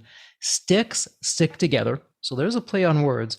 And as I read sticks stick together and what that meant, and we'll get there in just a second, I went back to so many of the other strategies. The cream rises to the top, or find your babs, or have your babs find you, because really it's who are you spending your time with, and who you maybe not spending your time with that you should be spending your time with. So why don't you walk us through an essential strategy 29 of stick together? What was going through your mind when you put that in the book? In Psalm 45, but like certain things happen as a child that you just remember them, and pun not intended, it just sticks in your brain. And so when I was 12, this movie came out about Isaiah Thomas and his mom and his family. So Isaiah Thomas, the NBA Hall of Famer, great player with the Pistons, grew up on the west side of Chicago, very poor area, and then became a high school, college pro basketball star. And in the movie about his mom, he had several siblings, and one of his older brothers, gangs, drugs, left the house, and then they never really saw him again. Just disappeared, whether he was killed or jailed, I'm not sure. But the mom got out these popsicle sticks. And so she had one popsicle stick and snapped it, easy to break. And then she put, I don't know, about 6 or 7 or 8 together. And then she gave them to little Isaiah Thomas and tried to break them, and he couldn't break them. And so having whatever, it's a family unit sticking together, a unit of right friendships, right collaborators, entrepreneurial partnerships, doing it on your own, it's going to break. It's going to break every time. It's just going to break every time. But having the right partnerships and sticking together, not only is it not going to break, but it's going to increase with strength, because you'll keep adding the right sticks, keep adding them. And you know what, again, it just goes to show, and for our listeners, as you think about the new year, the rituals that you're going to start and hopefully continue, one decision can change your life. And one decision here of who you're going to be sticking together with. Who are those people? Is a cream rising to the top? How are you going to be spending your time? It can forever change your destiny in terms of what you're doing. And we've heard, Justin, time and time again, that for you, it's your family, and you've worked your life around your family. And the joy and the return on investment, if I can use that word, that you've gotten as a result of that, it's just been immeasurable for what that does for you. And it's really a nice way to tie into the final strategy. Strategy number 30, just enjoy playing. And when I read strategy 30, Justin, to a comment you said a few minutes back, that there is no coincidence, it's not random. I don't believe it was a coincidence that you wrote chapter 30 5 years after you quit being a journalist, to almost to the day, it sounded like, in the chapter. And talk about embracing uncertainty. You left a paying job. By your own admission, you don't consider yourself an entrepreneur. And it was uncertainty at the highest level. And here you are 5 years later, you're saying, just enjoy playing, where you can look back and really talk to us about why we should enjoy and what that means. And there's a little bit of a nice story that you share in there of how you got to that. And so let me stop there, because it's a beautiful story. And if it's just a terrific way to begin wrapping up this conversation of 30 strategies, 30 epic life strategies that can forever change your life. So talk to us about strategy number 30, the final strategy of just enjoy playing. Yeah, I really appreciate this interview. It means a lot to me. That chapter was also written a few minutes after I learned my wife's grandmother passed away as well. So I got to add her into the book. If you think of the nicest, my wife's like the nicest person on the planet. She gets it from her grandmother. And Esther Brodsky, what a wonderful woman, man. So again, I don't believe in randomness, God winks, all that. So she was meant to be in there. And all these amazing entrepreneurs, so grateful for them, all the, for lack of a better term, advice and lessons and rituals they've shared. This chapter, just to enjoy playing, not from an entrepreneur, or maybe he will be. I don't know. Actually, I wouldn't be surprised if he was. He's a zany in a good way. But so his name's Xander, and so he was a high school soccer player on our local high school team, and then he was also my son's 3-on-3 summer soccer coach. Actually, it'd be interesting if Xander becomes an entrepreneur. He's very funny. So he and his team were in the playoffs, really good team. And they lost just a devastating loss in double overtime, lost 1-0. And so we waited after the game for a long time because the coach was giving a very long post-game talk. It was the last game for the seniors, and it was a really good team. But I wanted to wait for 2 reasons. One, because I knew Xander would appreciate my kids seeing, because they were all devastated. And so seeing, oh, hey, here's 2 little kids that they really like you and appreciate your coaching. They stayed a long time. So that's one. 2, I didn't know, but I thought he would say something very profound, because when you're at that type of emotion, being a journalist for 20 years with that type of tragedy, there's no filter. It's something great almost always will be said, something pure without any filter. Like you're just there in a full human context. Okay. So my kids, Jake and Chase, my sons walked over to him. They're like, oh, Jake and Chase, so glad you came here. And then he goes, guys. And he's full crying. He goes, guys, I want you to listen to me. I go, you just need to enjoy playing, because when you lose like this, it really sucks. And so I'm like, that's it. Just enjoy playing. That's it. Because I think we're certainly high achievers, so caught up on the next thing, not good enough, must be better. There's such a simplicity, perfect. I'm so thankful for Xander saying that, to just be in the moment and just enjoy playing this game of life, because that's what it is. It's a game. Be in the moment, enjoying it. You know what? Clearing the mechanism. Strategy number 14 comes to mind. Yeah. While you're doing that, strategy 15, God winks. Ikigai, strategy 22, when you're doing things that really move the dial for you. Leading with your heart. I mean, we can just go on and on, but just enjoy playing. There's so much to be said for that. And really, as we start to wrap up the episode, Justin, here's really what I'm thinking. And tell me what you think about this for our listeners. If you're really ambitious, why not take a strategy a day? And you know what? For the first month of the new year, you've practiced a strategy a day, and you're heading into the new year armed with a whole toolbox full of these wonderful strategies, life-changing strategies. If that's a little bit too much, why not a strategy a week? And get through that. And you know what? Each week you see how you're doing and you're really applying yourself, because this has come from Justin's life experience, the people in Justin's life, their life experience. And we're talking about the top of the top successful achievers, the people who are changing the social fabric of society through what they're doing. So it's not just some random soapbox that you've been listening to someone spewing out information. It really comes from the trenches of things that work. And Justin, you know what, as we begin to wrap up this very special episode that we put together for the holiday season to welcome in the new year, to put you on the spot, what would be some closing thoughts that you have for our listeners of what, here's, if you can take away a few things, here's what I want you to think about, or looking back on this episode with Jeffrey, here's what comes to mind. What's running through your mind right now? What would you be sharing with our listeners if they can maybe only do 1 or 2 things? What do you think that would be? Right, because taking action, the first step for action, as Peter Diamandis would, what can you do right now? So what can you do right now is look yourself in the mirror. And I'm speaking to very high achievers. I'm speaking to entrepreneurs right now. Are you the cream that rises to the top? And are you someone who will do what it takes to become that person? And then what will you do right now to start that process? I think that's to really get that going. But it really comes down to looking at yourself as, do you know that you are the cream that rises to the top? Because if you don't know and don't believe that, all this other stuff, it won't matter. You have to believe it in yourself first. And you know what, Justin, terrific advice. And what I really like about that, again, done is better than perfect. And I don't know if you planned it this way or not, but the cream rises to the top. And you put a challenge out there without any judgment to all the listeners. Do you recognize that, hey, you're the cream in this instance, that you value yourself? Yes. Starting right there? Well, that's strategy number one. So what better place to start than strategy number one? And do you value yourself? Do you value your time? Do you value what you're doing? And for our listeners, if the answer is no, coming out of this episode, take a few minutes to yourself.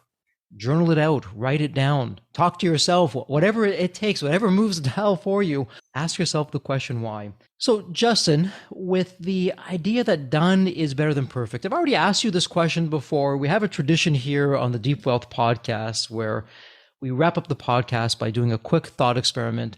You've gone through this, but I'm going to change it up a little bit, but still keep true to our roots here, the Deep Wealth podcast. And here's the question for you. So I'd like you to think about the movie Back to the Future.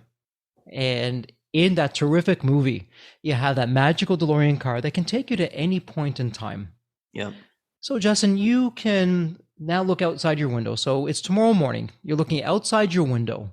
And what do you know? The DeLorean car is not only sitting there curbside, but the door's open. It's waiting for you to hop on in.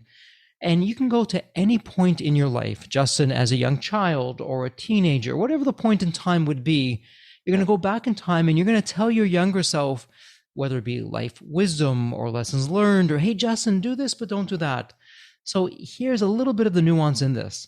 So Justin, whether it's going to be from the 30 strategies that we talked about today in the epic life, or in the epic business from the strategies that we talked about in the previous episode, what would you be telling your younger self? What would that sound like for you? It's a great question. And the day would be January 11th, 1991. That's the day my dad had his heart attack when they took me out of school to say goodbye to him. He stayed alive long enough to say goodbye. And then he went into a coma and died January 18th, 1991. So I was 13. And I'm going to cheat here. I would take my kids in the car with me. That's okay. Hey, this is your thought experiment. You can do whatever you like, Justin. I like that creativity. And because my children are, they're like my dad, full maniacs in a good way, full cream rises to the top. So I would have liked to introduce them to him.